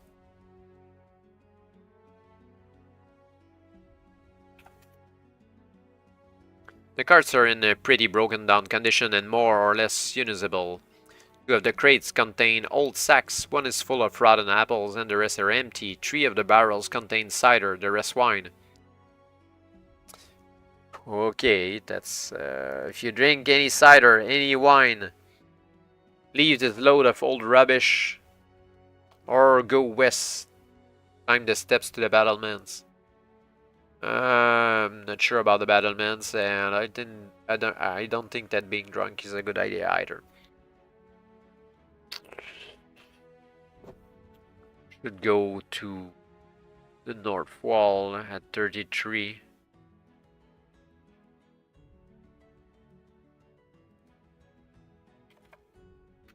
The double doors are closed, but not locked. You step through to find yourself in a second courtyard, stone flagged this time, and without chickens. On the eastern wall this time is a flight of stone steps up to the battlements and towers. About 30 meters in front of you is a whipping post with a manacled skeleton hanging from it. The total area of the entire courtyard is about 80 square meters. Along the north walls of the courtyard is a row of 4 3-meter-high stone buildings, each with a closed wooden door. Near the west wall is a 3-meter square wooden building, the door of which is closed and barred with a large iron bolt. By the east wall is another building of stone 6 by 3 meters with its door slightly ajar. Lots of options. We can climb the steps and investigate the battlements. And come back here afterwards when I finish. Unless we're killed. Well, we won't go there anyway. We can take a closer look at the skeleton, investigate the row of buildings at the north wall, investigate the bar building to the west, or investigate the half-open door of the building to the east. Should go east.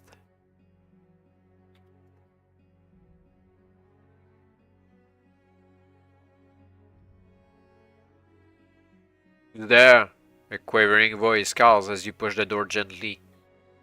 You wait until your eyes become accustomed to the gloom inside, and then make out the bent figure of a wizened old man seated on a wooden stool at a rickety pine table, eating what appears to be a loaf of stale bread and moldy cheese. As you enter, he jumps up in alarm. "Lord eat me! I am only the poor old watchman," he whines. "Take all I have, but more eat me. Take my crust of bread. Take my bite of cheese. Only nor eat me." When you naturally reassure him that you have no intention of eating him, the old maggot promptly tries to stab you sneakily with a dagger, which he has concealed up his sleeve. Just shows you can trust nobody around here. Roll dice to see if he manages to get you with the dagger. Okay. Damn. So that's 3 damage.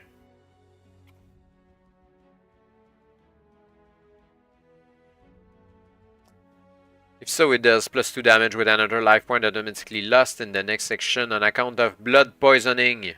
Alright, cool.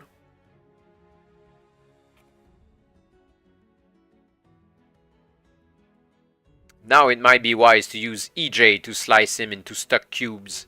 He has 25 life points and will fight back like a demon.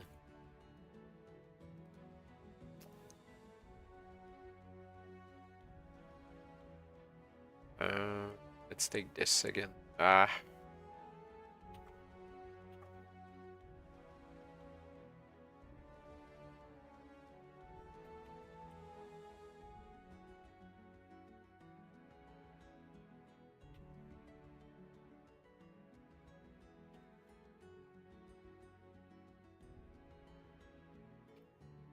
Alright. Go with Excalibur Jr. Think. Well, it's our turns actually, so.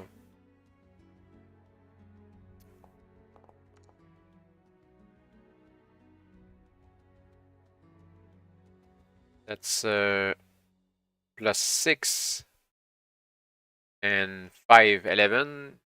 We don't tell about any kind of armor. So he lost 11 here.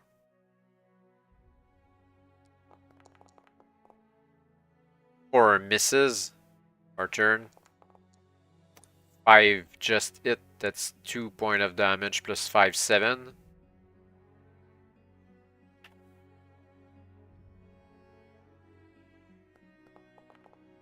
Oh, 8 that hits. So that's 3 plus 2, 5. We're already down so much. 6 that hits. 3 plus 5, 8. The Watchman's dead.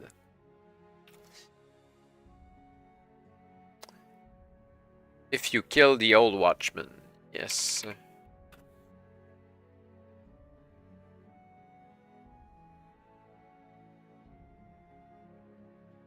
Well, there's one consolation. The old fool was carrying 70 gold pieces. I think I have a section, yeah.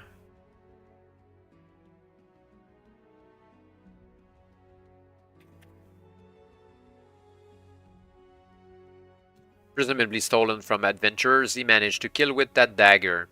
You hold on to them now. They may come in handy for bribery at some stage if you can get hold of a few more.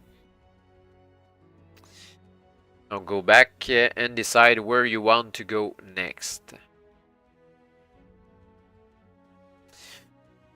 Alright, east was kind of bad. We can continue north, I guess, then. Let's see if we heal ourselves with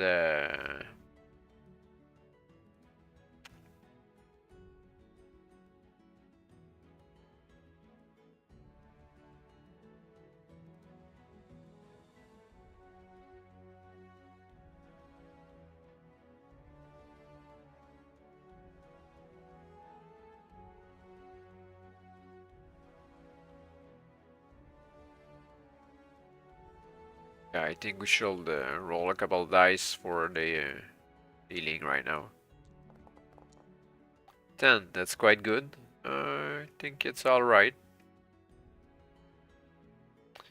It's 1 dose of healing potion.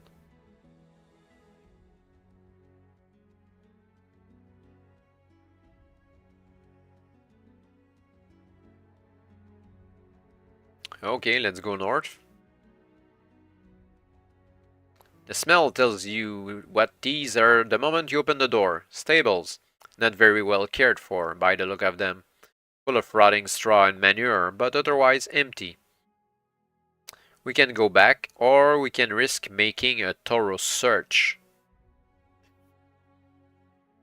We're trying to find Guinevere in the stable, right?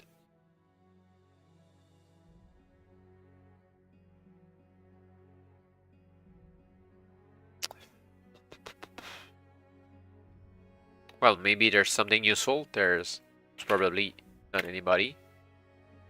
A thorough search of the stables will reveal a scrap of filthy parchment on which there is a sketch map of the first courtyard showing a secret trapdoor between the portcullis and the doors to this courtyard. Open the trapdoor, lower yourself down, and you can go direct to 36. Nice, a secret door.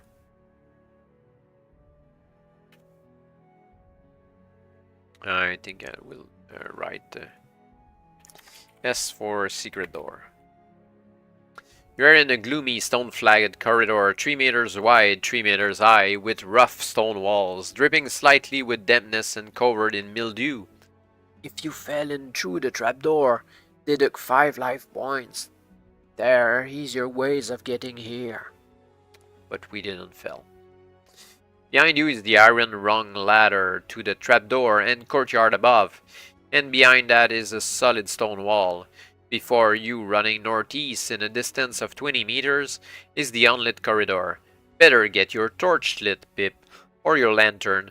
When you do so, you will see dimly that the corridor seems to open up into some sort of cave mouth at the far end.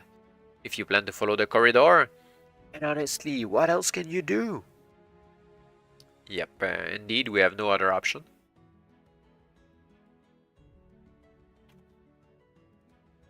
Oh, seriously?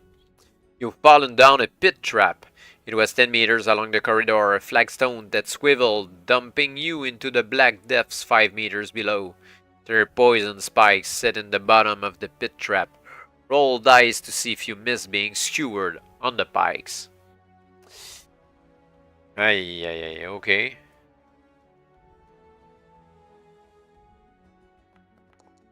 Seven. Score 1 to 3, and you were skewered. Score 5 to 10, and you missed the spikes, but fell badly. Deduct 20 life points. Damn, you're dead.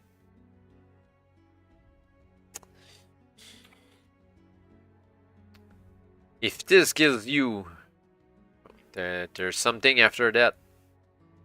See what it does. You're dead. Dead as a coffin nail. Finished. Done for. The late Pip.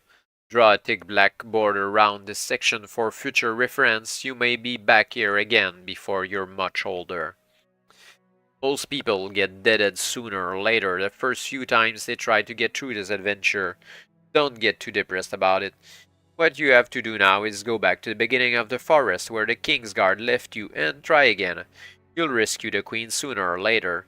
What's more, you can safely ignore the monsters and villains you have killed the first time round, since these will only be harmless ghosts and illusions when you go in again. When you go back, you'll need to roll up your life points again. No good trying to return to your adventure with no life points, so roll them up exactly as you did the first time, and here's a tip. Draw a map as you go along, especially a map of the Wizards and Salem's Dark Castle. It will help you find your way around a lot better the second time. Make a note on the map of what you encountered. Second time around, the map is as good as an extra sword, even an extra fireball. Now back you go to the beginning of the forest, Pip. With luck, you won't be seen around here again. Actually, that means that we reroll our HP 3 times. Get the best of the 3. 7, 9, and 5. So 9, that's 36 as we had before. Don't we lose gold though?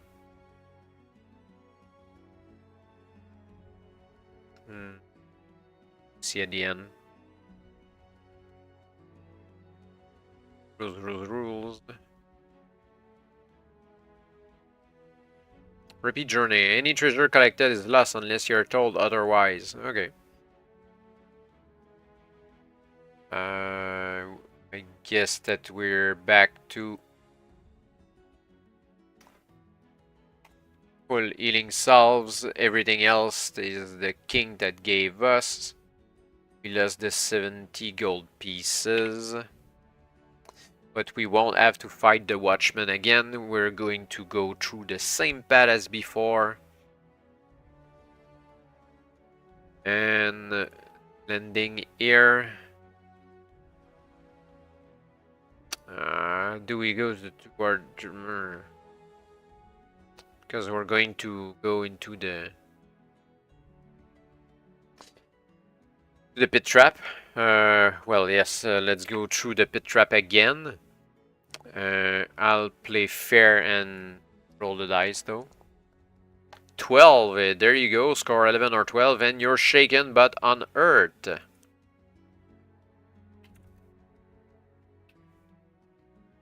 If you survive this nasty, use your rope and spikes to climb out and continue down the corridor. If this is your second time around and you're working from a map, it's obvious you will manage to avoid the trap. In which case, go uninjured. Ah! Well, in any case, no need to roll the dice then. I've just wasted my luck. The corridor slopes downwards quite sharply for most of its length, then widens abruptly into what seems to be a natural cave, although far too irregular to map properly. The cave dimensions are roughly 12 meters north-south by 15 meters east-west. There is a wide opening in the southeastern wall, leading into a further cave. The floor of this first cave is littered with dried bones. Several of them look suspiciously like human bone.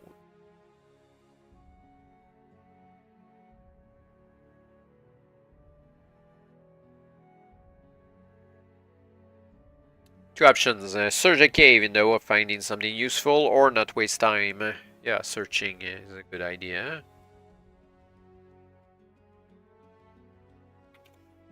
Nope, nothing here. What did you expect among a load of old dried bones? Well, I expected loot from the old dried bones.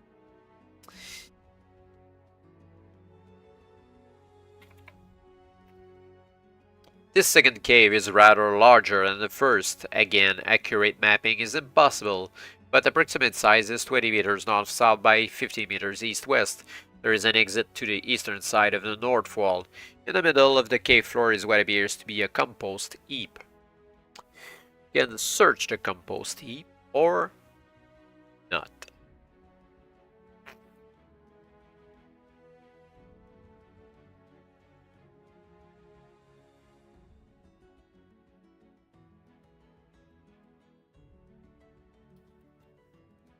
Let's search.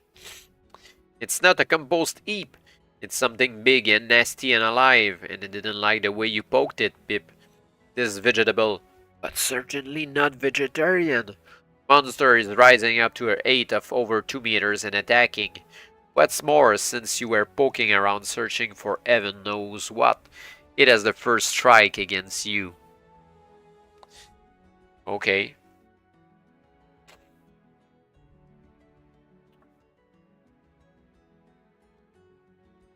But it looked like compost. 2-meter vegetable.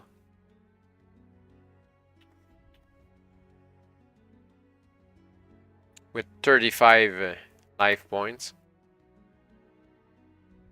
And does an additional 4 points of damage every time it lands a blow on account of its great strength. And since it's so big, it only needs to throw a 5 or better to hit you. No fun at all. Get those dice rolling, Pip, and see what happens in this fight. And he strikes first. Now 9. That's 5 plus 4, 9 damage.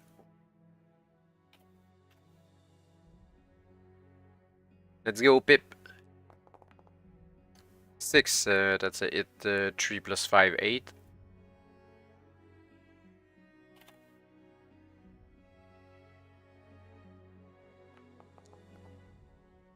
Oof, that's another hit for the creature.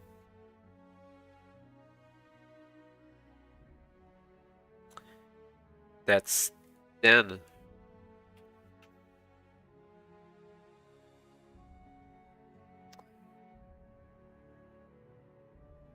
Yeah, let's see.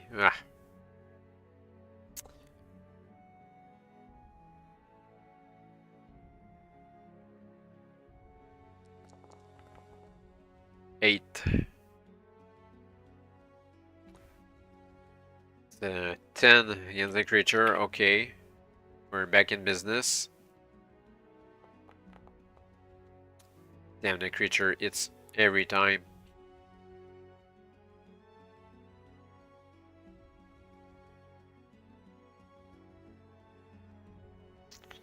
Even the spells won't help us unless using a fireball. 6, that's 3 plus 5, 8. Creature needs to miss or roll low. Oh, 7. That's 7 damage. Ugh. Okay, we have a chance there. Oh yeah, I think we shouldn't roll. I didn't want to roll. Fire finger 1, and the creature is dead.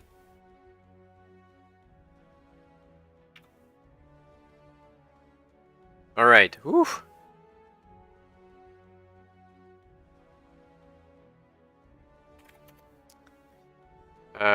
let's heal ourselves as well.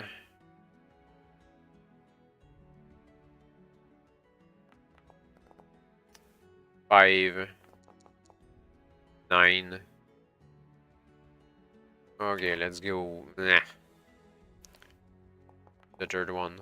Okay, 9, that's better. 24, okay, good.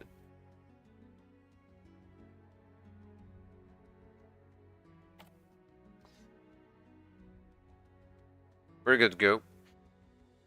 As this shambling brood sinks down bleeding chlorophyll from every wound, something catches your eye on the floor, half hidden by a massive body.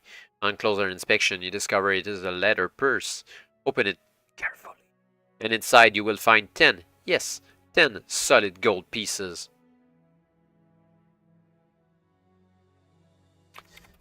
Not exactly a queen's ransom, but enough to buy a whole heap more chickens for your adopted mother, with cash left over for a lot of other necessities about the farm. Alternatively, you could spend it all on sweets. Pop the gold in your backpack, Pip. You're entitled to keep any booty you find in this place. Just don't forget you can take it with you if you're killed. Should you find yourself back at the dreaded 14, there will be no gold or anything else you may have collected in your backpack, and booty once collected won't be there second time around either. Still, you have it for now, and with luck, you may survive. Leave the cave.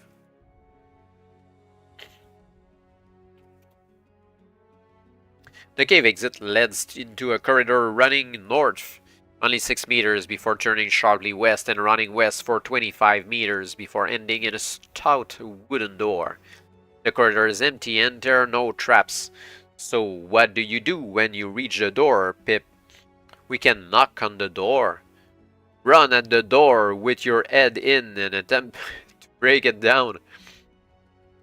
Or simply opening the fucking door.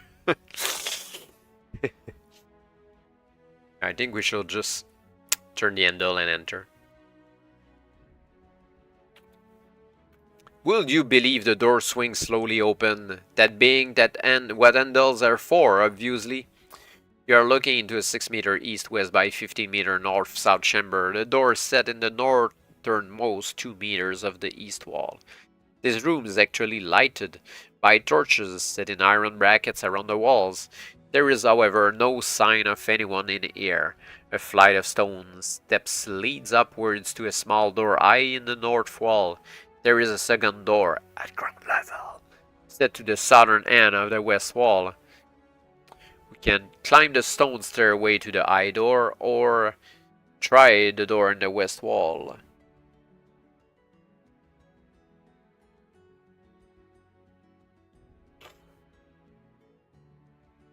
Yeah, let's climb. You climb the stone stairway. At least you climb the first 5 steps. The remaining steps, like the door, are unfortunately an illusion created by the wizard Ansalam. You discover this by the simple process of falling through them once you reach step 6. You plunge downwards into sudden darkness, and even your own torch goes out abruptly as you strike the bottom somewhere below the level of the floor of the room you have just left. As you lie winded in the darkness, roll 1 die to find out how many life points you lost in the fall. Oh, that's not too much, only 1 die. 4, okay.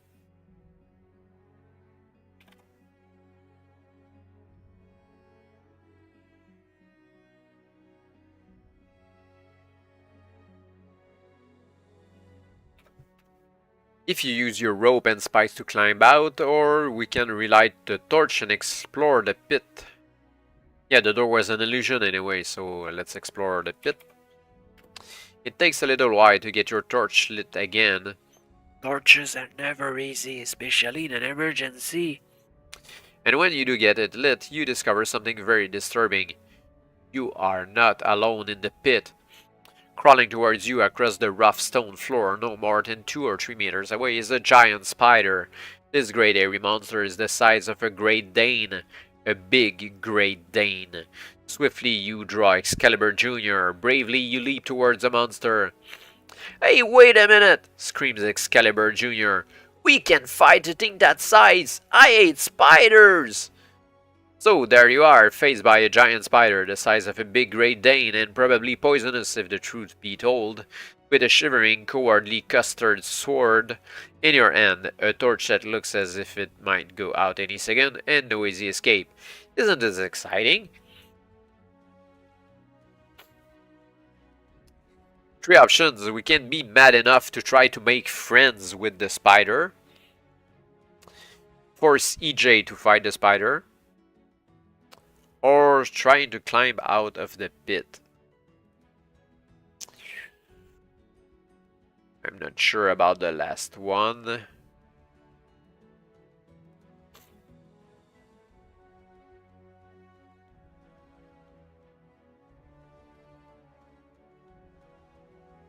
Making friends, that's a recipe for disaster.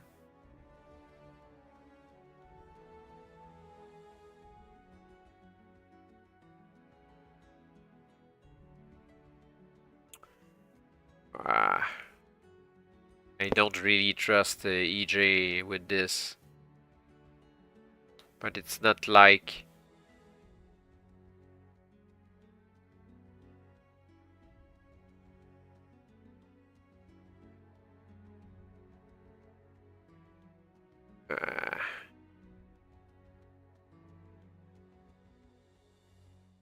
well, can try the friendly reaction thingy. Just in case, even if it's mad. Okay, lunatic, roll. Oh, there we go. Friendly reaction, roll one die once for the enemy.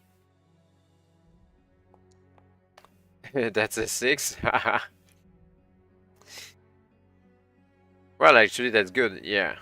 Since we need to score under.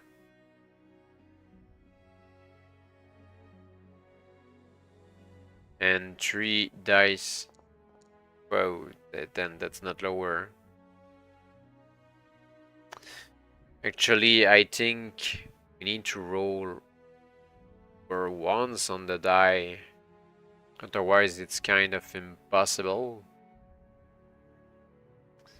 We can only roll 3, 4, or 5 on 3 dice. That's crazy. I think it's more like we have 3 chances. And we got 2 out of the 3.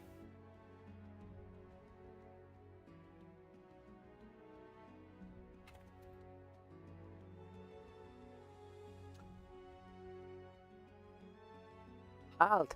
Desist and seize! Says the spider in a melodious female voice that echoes through your head. Spiders being in the main female. At least the ones you see. Put away that silly little sword. I have no wish to harm you. You can talk, say you in amazement. Not exactly, says the spider. I am actually using telepathy, which sounds to you as if I'm talking. But enough of technicality. Do I take it you are here to do some mischief to the wizard Absalom? You nod hesitantly. Good, says the spider. I can stand that man. He reminds me of a blue bottle, not one single saving grace. She rubs 4 of her 8 legs together excitedly. Well, you won't do him much mischief stuck here. Shall I spin you a rope to climb out? We can take up the friendly offer or explore the pit further. And we will lose the spider.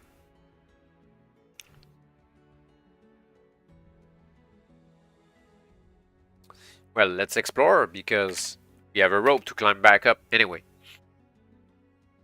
Will you never learn? You found a snake now. A little thing but deadly poisonous. You can tell by the skull and crossbones marking on its back. No chance to make friends here. It's trying to bite you already. Okay. The snake has only 12 life points. So it's not too difficult to kill, but it only needs to hit you once by rolling 6 or better to kill you. Roll to see who gets first strike and best of luck. Snake. Me. What do we do when it's even? Let's roll again. Oh. Well, Snake first. Miss. Good. Let's go. EJ. 8. That means 5 plus 5, 10. Ah, it's not dead.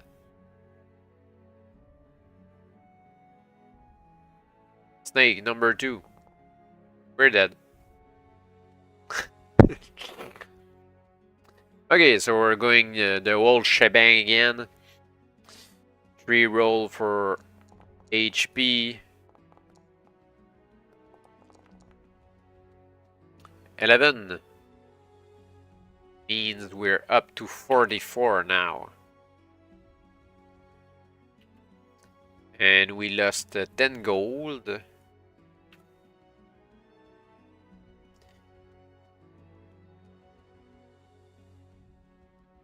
And we're back to the snake.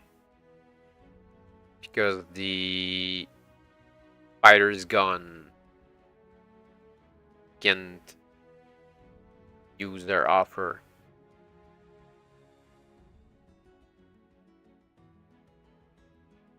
Okay, so this is a roll.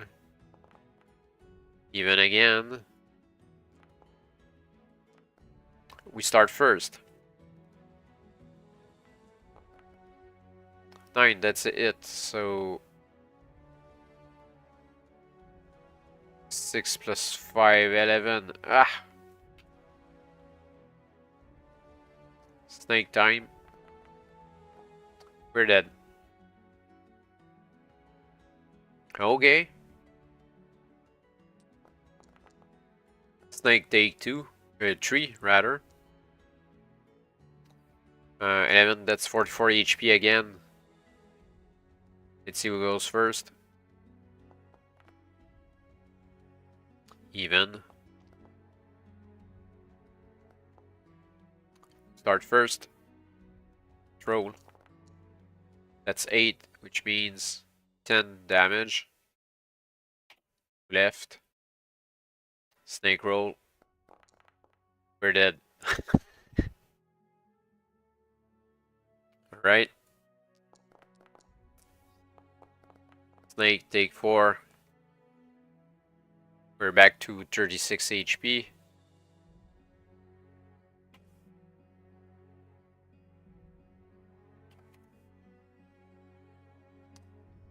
It's a roll. Nope. Oh, even. We're first. Go Excalibur Jr. 11. That's 8 plus 5, 13. A snake dead. Yeah. He won't try to attack us. Nice. We finally got the snake on the 5th try.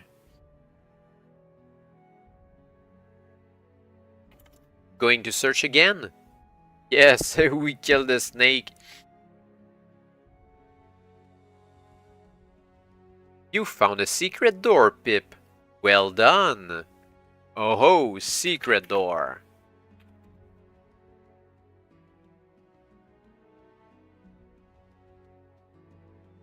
A secret door, Pip. What an extremely sneaky place to put it. An adventurer could wander around for ages and never think of looking for a secret door down here. Well, always worth looking behind a secret door, Pip. The thing is, can you open it? They aren't always easy. Roll your dice quickly. Oh.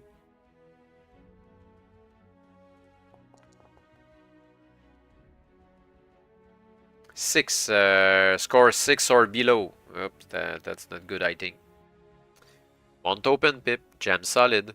Still, you're a sturdy sort of adventurer. Try kicking it and go in.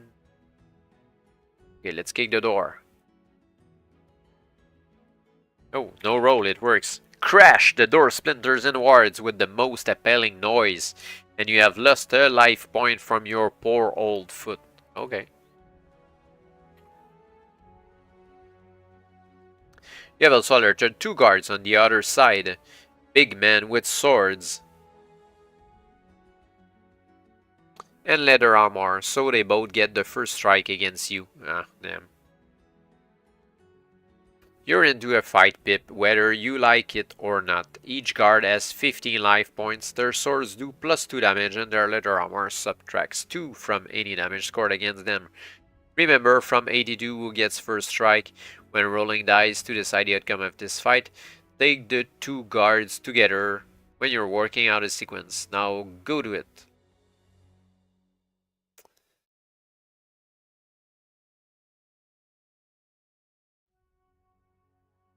Okay.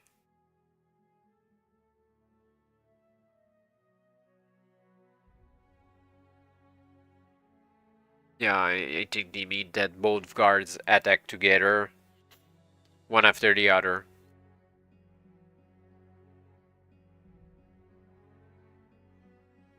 Right, fick.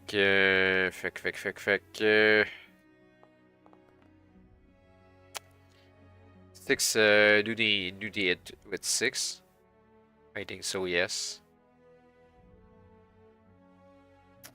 There's nothing about it, so the hit with 6, that's 1 + 2, 3. And the second one, 7. That's 2 to 4, so we lost 7 on the first strike.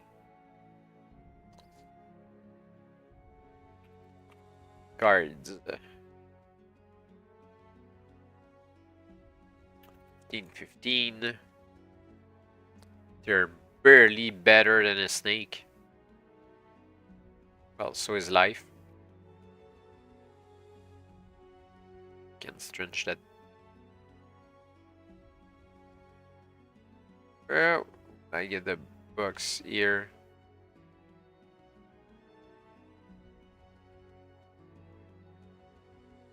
Okay.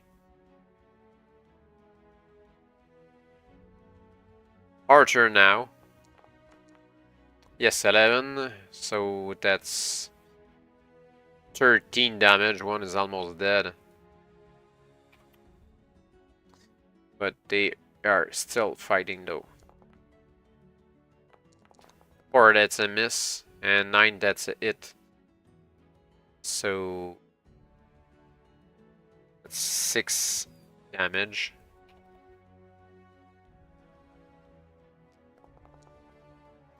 Seven again. Better kill the first one.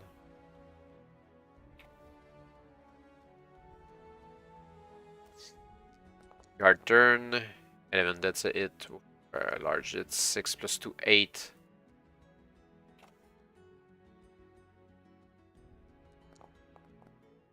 $10.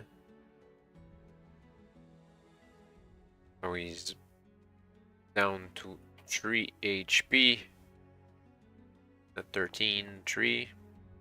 That's a miss with 4. And our riposte. Oh, yeah, with EJ, that's a hit. So he's dead. Good. Both guards are down. I think we should heal ourselves once, at least. That means that the healing potions are back, though. Here. Heal up to 22, that's good enough. If you kill the guards, did.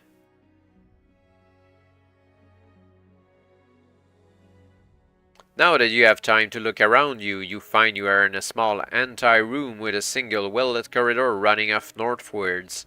The whole feel of this place is very different to the parts of the Wizard Anselm's Dark Castle that you have already visited. It feels lived in. If you listen carefully, you can even hear distant sounds. Better move quietly, Pip, and keep a careful lookout. You creep along the corridor for 50 meters until you arrive at a T-junction with a second corridor running east-west. A quick glance both ways tells you this corridor is empty for the moment, although you have a feeling someone might happen along at any second. We can move west or east, or risk searching for another secret door. And you never know your luck. Yeah, I'm not too sure about that though. I'm really not too sure about that.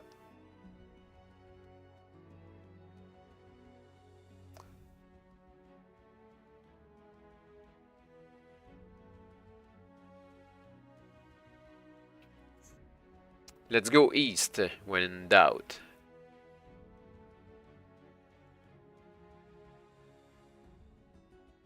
The corridor runs east for about 25 meters before you find yourself at a sort of corridor crossroads.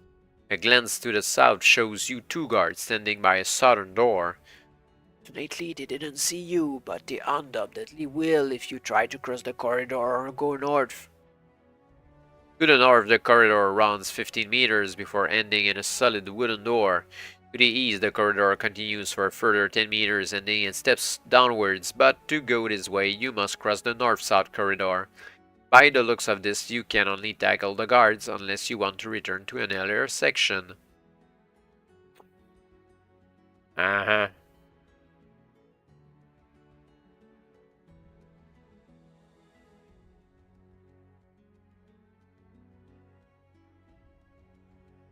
It's a lot of guards at every turn and twist.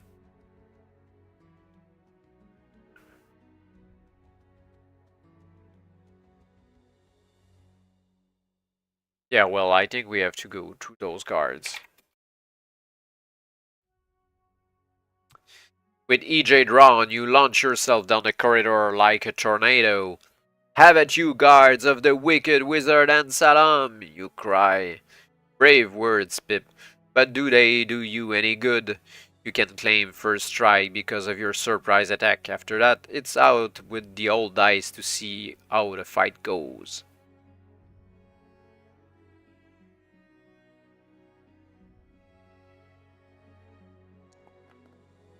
And well, that's it with EJ. So only 7, the first guard.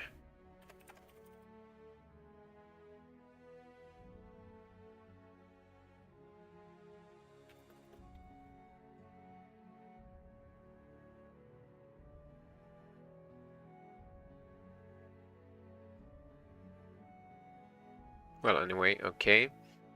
Then the guards go. First one.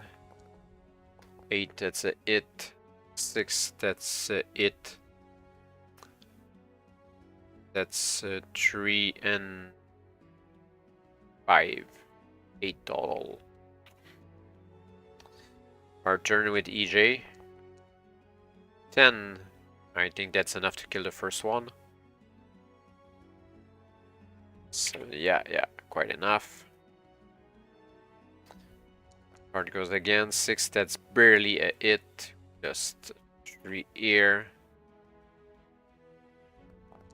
Oh, they deduct 2 from any damage. I forgot that the first fight around.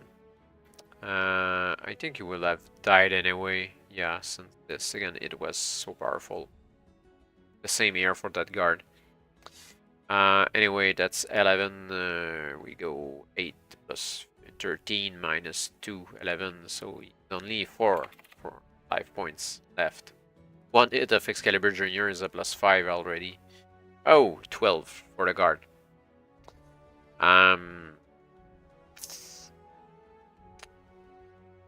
It's quite a big hit. We're down to 2 life points.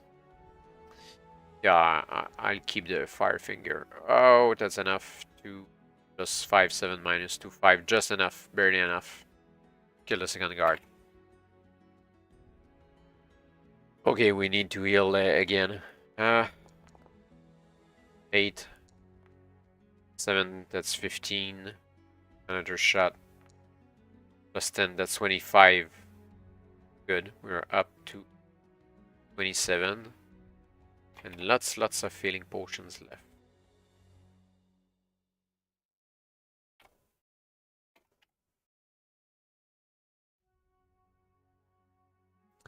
Okay, once the guards are dead, we can 1. Enter the room they were guarding, 2.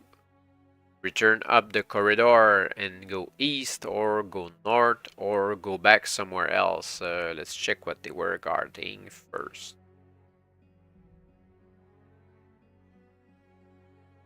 In some ways, this is the strangest room you've been in yet. It's empty of people, but not of clutter. In fact, it's so jam-packed you can hardly tell what size it is. There's a furnace and benches, racks, shelves, cabinets, sacks, drums, barrels. The list could go on forever. Hanging from the ceiling are stuffed lizards, dried herbs, shrunken heads, a few glistening skulls, and one full skeleton. There are banners on the wall embroidered with mystic sigils. There is a circle drawn on the floor on one of the few open spaces, and the circle is inscribed with more mystic signs. One glance will tell you all you need to know. This is obviously the Wizard Anselm's magical workroom.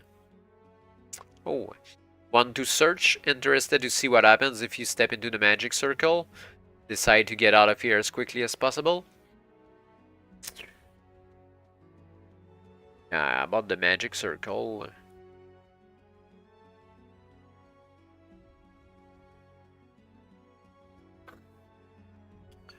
It's kinda rough. Search though.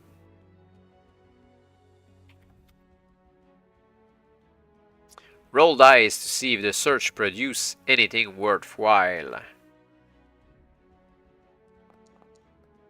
5. Doesn't seem like it. Nope, nothing of interest here. No way out either. Need to go back.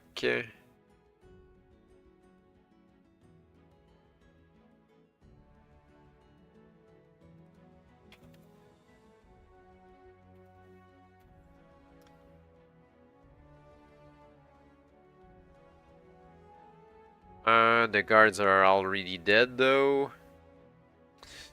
So back to the section after killing the guards. We won't go back in the room.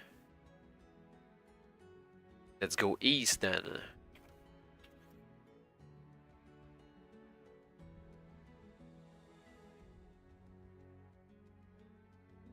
You follow the corridor quietly eastwards, noting that one is rather more dimly lit than the others. The wall torches have been replaced by only a very few lamps, and when you reach the steps downwards, you can see there are fewer still below. At the bottom of the steps is a stout door, the top half of which comprises bars through which emerges a dull red glow. The door has a huge lock. It also has a guard. Fortunately, a very tired guard, since he's asleep at his post. Looks like you've discovered the dungeons, Pip, or possibly some horrible torture chamber. Is Anselm keeping the queen locked away here? Who can tell? We can try our luck at stealing the guard keys and opening the dungeon, or return to another section. Yeah, sure. It's only one guard anyway. Slowly, gingerly, you steal down the steps. The guard remains asleep. Carefully, slowly, you reach out to get his keys. Roll dice to see if you make it. 8 for 7, 12. Sneakily done. You've got the keys and the guard is still snoring soundly. Use them to open the dungeon door quietly. It's a dungeon, alright, and a torture chamber.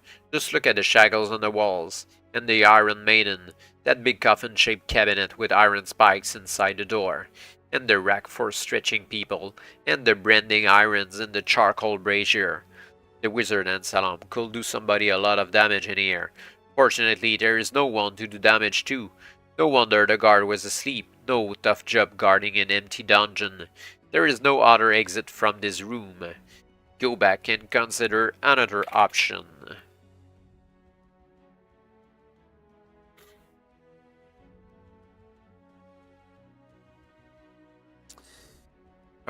There's the north corridor, or going back to a earlier section. Go north. The northern corridor ends in a door, which is slightly ajar. Carefully, quietly, you push it open. A guard room. It's obviously a guard room since there is all sorts of military equipment. Swords, shields, daggers, spears, stacked along the walls. Not to mention tables, chairs, plates, goblets, even dice, which you will normally associate with large numbers of guards. The only thing is, it's empty. Something suspicious here, Pip. There are 2 exit doors to the room, one in the east wall, the other in the north wall. Yeah, let's enter the room.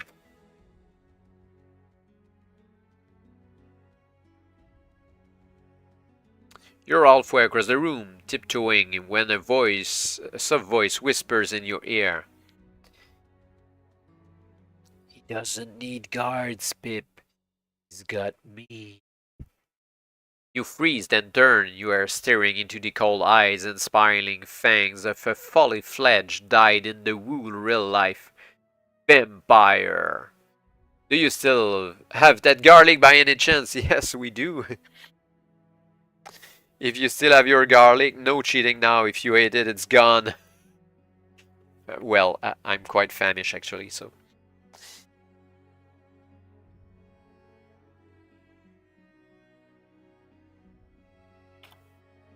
Arg! The scream of the vampire as he sees the garlic in your hand. He clutches his throat and writes, Arg! His knees buckle slowly, his eyes cross, his face goes pale. Well, paler. His entire body begins to convulse. His fangs fall out, he drops in a heap on the floor. He begins to shrivel, growing smaller and smaller until all that's left is a tiny heap of dust. Some moldering clothes and a jeweled ring. Worth 500 plus gold pieces of anybody's money. Lucky you had that garlic, Pip. Yeah, I thought that the garlic was strange. I had quite a good inkling that the vampire will show up somewhere. So we got the jeweled ring. 5 plus gold piece.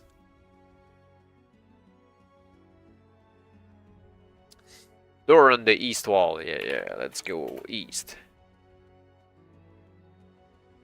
You're looking to a large chamber set out with rows of bunk beds, each one of which has a small wooden locker placed by the side. Obviously a dormitory, Pip, and empty.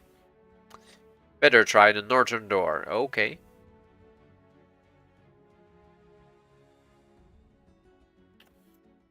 As you approach, a strange thing happens. The northern door swings open of its own accord. You're looking into a vast granite-lined throne room colonnaded with black granite pillars. Between each pillar stands a thick 2-meter-high jet-black lighted candle, which gives off a heavy, sickly sweet smell of incense. Beyond the columns hang heavy maroon velvet drapes. At the end of the colonnade is a granite dais, step to a huge, rough-hewn granite throne. By the foot of the throne are 2 of the largest, fiercest jet-black hounds you have ever seen. Hounds that stare at you malevolently with fiery eyes. And on the throne sits a tall, dark-haired, dark-bearded figure dressed in heavy, flowing black robes. Menace hangs over him like a thundercloud. Welcome, little person, booms the figure on the throne. It seems you wish to see me. It's him, Pip. It's him. You're face to face with the wizard Anselm himself. What a fight is it going to be? You are going to fight him, aren't you, Pip? Not much point in the whole adventure if you don't, eh? First, the good news. The wizard Anselm will make no move to harm you until you have successfully defeated his black hounds. Now, the bad news. Each hound has 25 life points and bites with plus 4 damage. Get the dice rolling, Pip. Okay. Is it really the boss fight?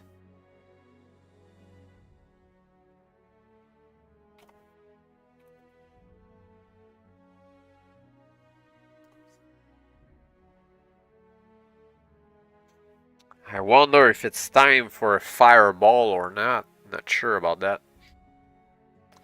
Will take 6 fire fingers to kill them. I always forgot to remove the damage. Damn, I forgot the armor all the time. Should really be back to full HP technically, since all the hits I got should have been -4. Ah, damn. Okay, okay. Now that I remember that I have an armor, it will go way better. So initiative roll. Oh, well, they will go first. Okay. On number 1, on number 2. That's a 6 and 4. 6 hit, not 4. The +5, so that's 5 total, 31. -4. I was going to forget my armor again. Okay. Only 1.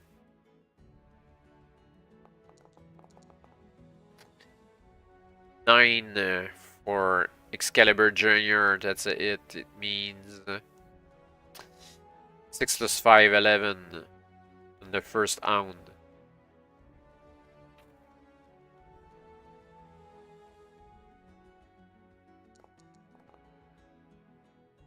Eight, that's a hit. And it again. So 3, that's 7 and 7 -4. That's 3 and 3. We lost 6. We're down to 29. Excalibur's gonna attack 5. That's a hit. +5, 7. Half the 14 he had. 2 dogs again. 7, that's a hit, and 5, that's a miss. So 6 -4, 2.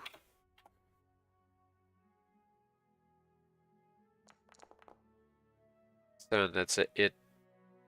4 + 5, 9. The first dog is dead.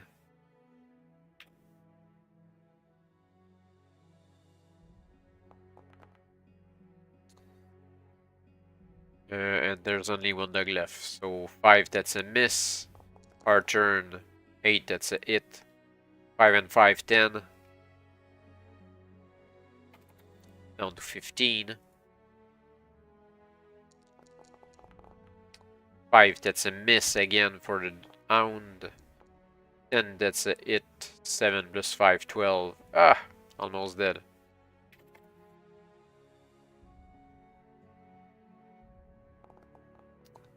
11, the dog hits. That's a good hit. 6 + 4, 10 -4. 6, down to 21. 6 for us, that's a hit. And it's dead.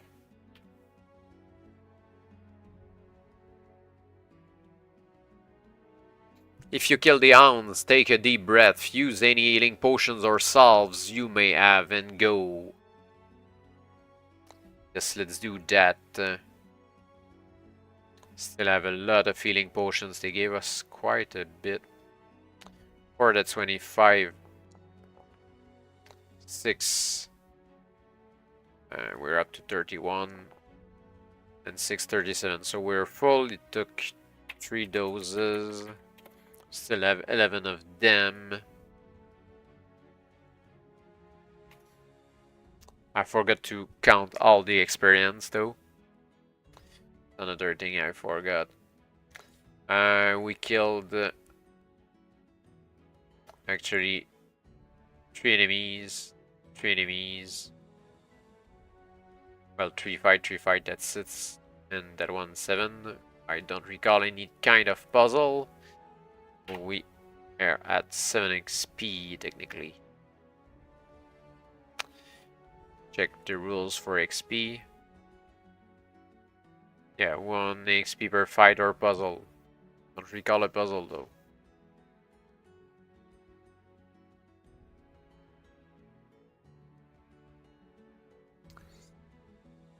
Okay, let's face the big baddie. Maybe.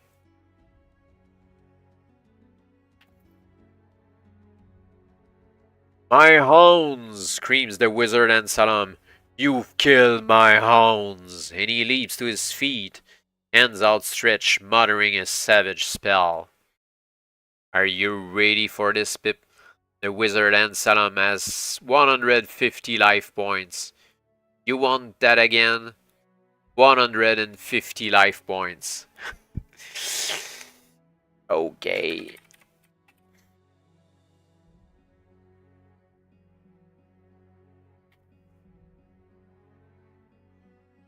What's more, he is equipped with 10 fire finger lightning bolts exactly like the ones Merlin gave you. With one important difference.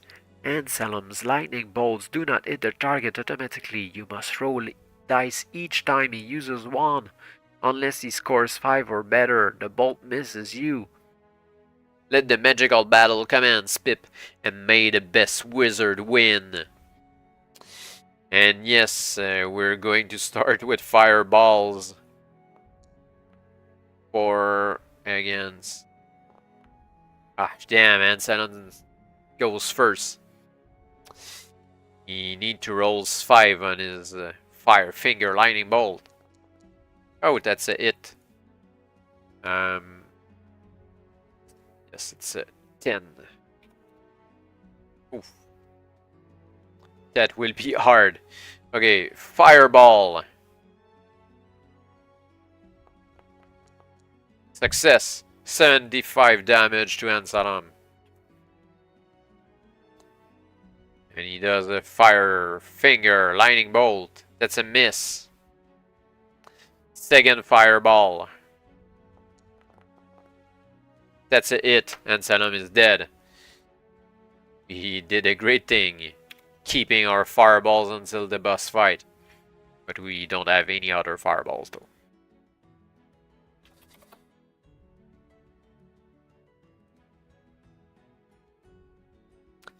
Kill the wizard and Salam, lick your wounds.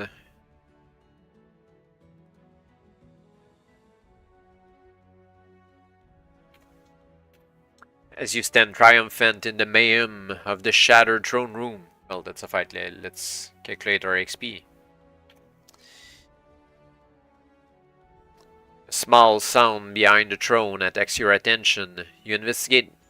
Nothing there. But there was definitely a noise. You examine the wall. No need for an experienced adventurer and wizard slayer like yourself to roll dice this time. You find a secret door. As the granite slides back, you know for certain the steps downwards can only lead to one place. The prison where the wicked wizard, now defunct, as holding brave Queen Guinevere. You've done it, Pip. You've succeeded in your mission. You're a first-class 5-star adventurer.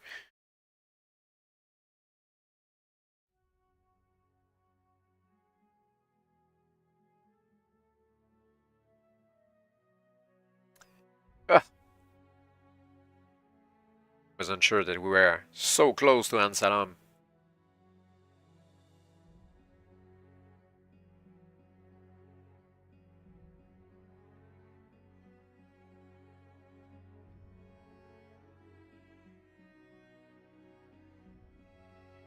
Pip Triumphant, a raven wheeling high above the cornfields to the south of Glastonbury Tor, started at the sudden eruption of banners from the towers of Camelot. The king's insignia was there, and the battle standard of the Table Round, and the colours of every major earl, duke, and knight. The national flags of Wessex and Sussex and Essex were there, and even a Roman standard. No longer taking any real pride or place since Arthur's and the Romans backing. But most important of all, the Queen's own golden pennant was there, flying higher even than the King's insignia. That would have been very strange in any other circumstances, but even the meanest, rudest peasant knew what it meant now, and rejoiced. The raven, which in the manner of its kind had been on a search for grains, turned at the sight and flew strongly north to circle over Camelot itself. What a sight below! There had never been such a bustle, such excitement. In the castle itself, there was a full turnout of the guard. armor polished to mirror brightness, and every man standing rigid as a statue at his post. Around them servants scurried to and fro like ants, a constant stream, into and out of the main banquet hall in obvious preparation for a feast, and a great feast at that, to judge from the foodstuffs and wines that were being carried in. There was, too, considerable activity at the list, as if the fields were being prepared for a joust or even a full tournament. The stands were being decorated with streamers and bunting. The great horses were being led from the stables and gently exercised before receiving their padded accoutrements and trappings. Squires were busily polishing lances and maces and swords as if the very future of the realm depended on their brightness. From somewhere deep within the castle, muffled and distorted by the thickness of the walls, strange sounds rose up like animals in pain, clear indication that the minstrels were tuning up their instruments in preparation for some form of grand musical entertainment. Lutes, flutes, harps, and bandoors competed with the bells and drums of the percussion section in a cacophony that did not sound as if it would ever achieve harmony. And while all this was going on in Camelot itself, there was even greater activity on the approach road to the castle. A vast crowd lined the edges for nearly half a mile, kept off the road itself only by the constant attention of harassed stewards, running hither and thon to push back a cranning farmer, a curious goodwife, or shoo away the herds of urchins who danced through the legs of their elders onto the forbidden path. At the main gates the drawbridge had been lowered, the portcullis raised. 2 lines of trumpeters, dressed in their gayest raiment, were at attention, their instruments all frazzed and gleaming golden in the sunshine by the approach. On the drawbridge itself, resplendent in full armor, the great sword Excalibur at his side, seated upon a magnificent dappled charger, was the broad, brown-bearded figure of the king. Ranged behind him, row upon row, in full dress armor, visors raised, plumes dancing in the breeze, was the full complement of knights of the Order of the Table Round, tense, joyous expectation written on every face. Suddenly, distantly, the crowd began to cheer, a sound that swelled and grew and did not stop, but rolled closer and still closer like a great sea wave. The king moved forward, and forgetting royal dignity, Ulf stood in his stirrups, the better to see. A convoy of cardinals, robed in the Roman purple, emerged from the castle to take their places by the king's side, and behind them the brown-robed, barefooted monks from the abbey. The cheering grew louder, closer, as if in response to some hidden signal. The trumpeters raised their instruments to their lips and waited. The cheer became a roar, a wild exuberance, a joyous call to the deep blue skies of heaven.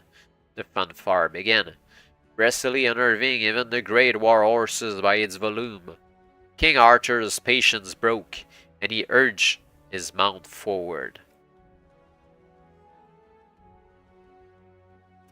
At that instant, around the last bend of the approach road, there came Queen Guinevere, herself, a trifle bedraggled to be sure, but proud and upright, seated on the back of a nervous prancing pony, and leading that pony was a small, slight figure, dressed in a jerkin of dragon hide and carrying a broadsword which, but for its size, might have been a mirror image of the king's own.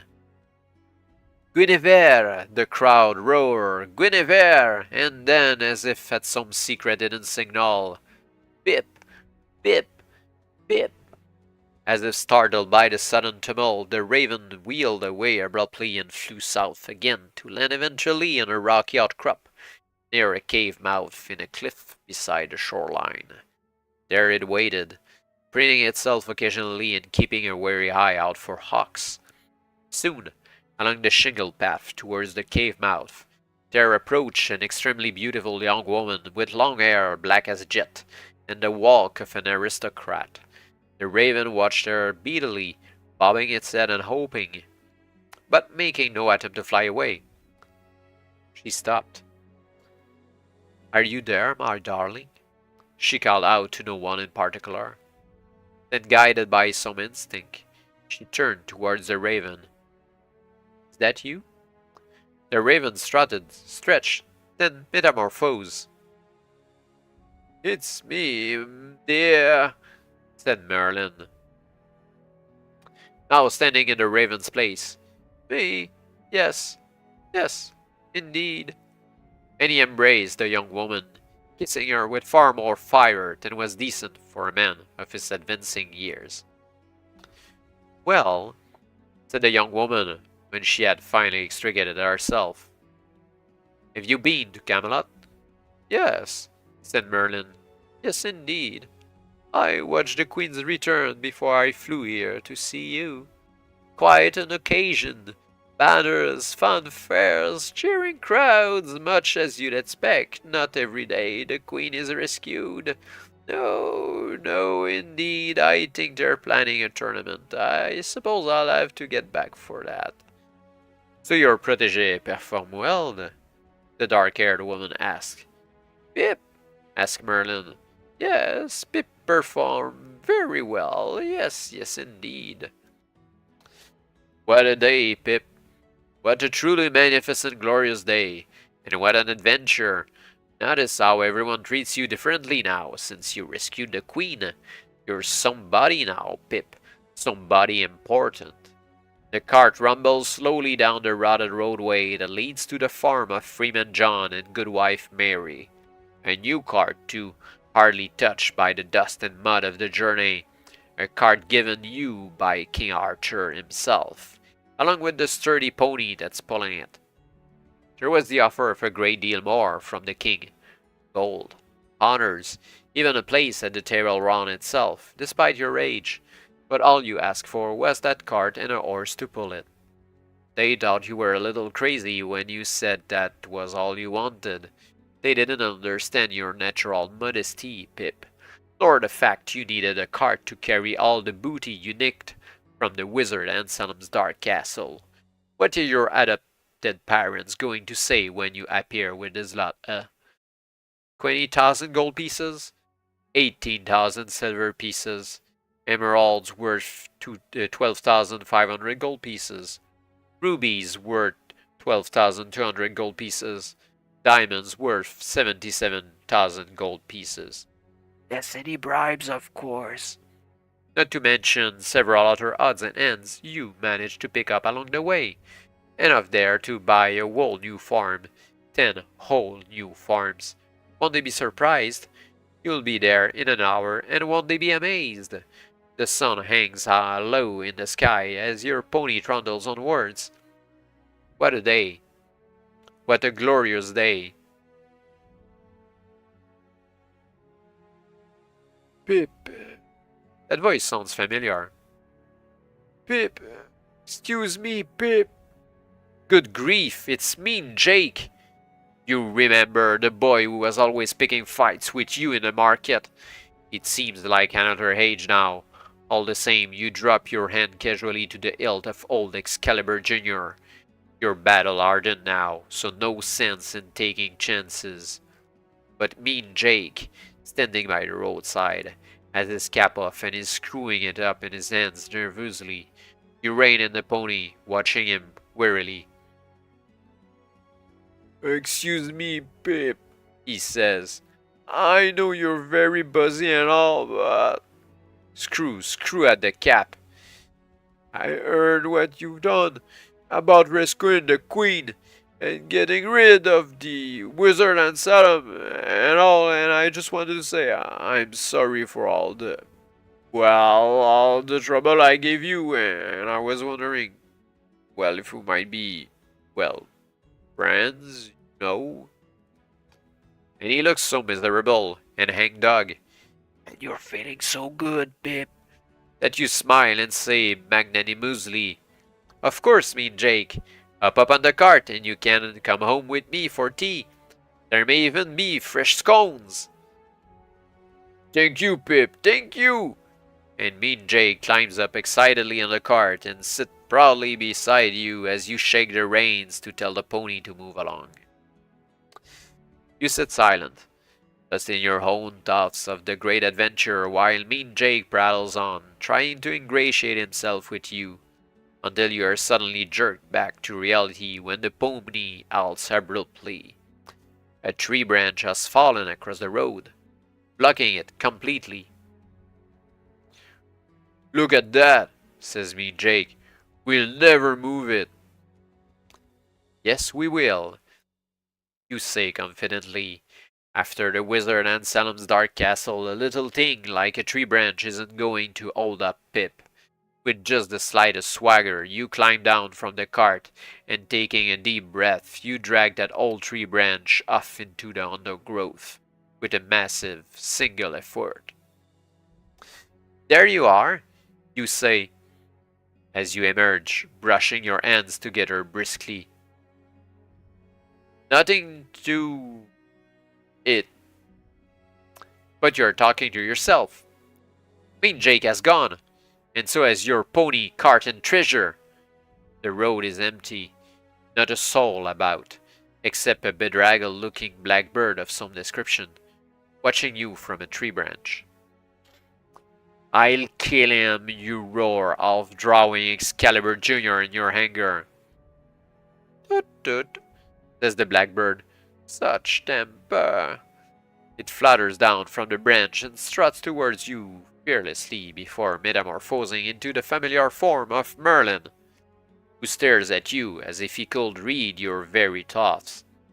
Which apparently he can, for he says, "Yes, it's me, Pip. Yes, indeed. And that wasn't a blackbird, it was a raven. I never change into blackbirds. Never. They always seem obsessed by people's noses. Ravens are different. Noble birds, ravens, or in keeping with the magician of my stature. Easier to talk when you're a raven too. Blackbirds even the vocal cords for it." He seats himself on a nearby tree stump. "Well now," he says, regarding you closely. "Lost your treasure, have you? The horse and cart the king gave you? Very careless indeed.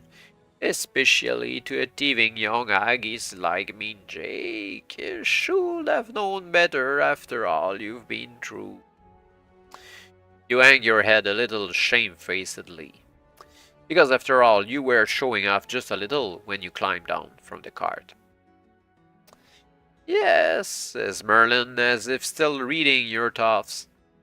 "You were showing off, yes. Yes, indeed. Not very proper behavior for a magician's apprentice. Never find me showing off, but then I don't need to. Everybody knows what a wise and some noble and powerful person I am." He crosses one spindly leg over the other and falls off the tree stump. He picks himself up, mumbling crossly and plucking twigs from the folds of his robe. "Sit down," he says, indicating a second stump, "and sit still. Don't fidget. I have something to tell you." So you sit still and wait without fidgeting. "I have good news and bad news for you, Pip," Merlin tells you. "Your adventure is over. Done. Finished. Successfully concluded. That's the bad news. You have to return to your own time now." Which may be bad news or may not. "Don't worry about Pip. Pip's body, that is. I'll take care of it. It can walk back to the farm and nobody will know the difference. And don't make faces. I took care of Pip's body for years before you borrowed it, and I can take good care of it again. Now the good news. The good news is that I am well pleased with what you did, Pip. I was just saying as much to my girl, to a young lady of my acquaintance, not more than a few hours ago. Anselm was a pest. The realm is well rid of him. And all credit to you for doing the job. Yes, yes, indeed. It is often you find somebody with your talent, you know, Pip. Somebody who can come into another time the way you did. That takes imagination, and you have it. So I'll be calling on you again to take over Pip's body. Oh yes, yes indeed. Avalon needs souls with your talent and your courage. So I'll be asking you to come back and take part in new adventures. Maybe even more dangerous than the wizard and Salem's Dark Castle. But you won't mind that, will you? And you will come back, won't you?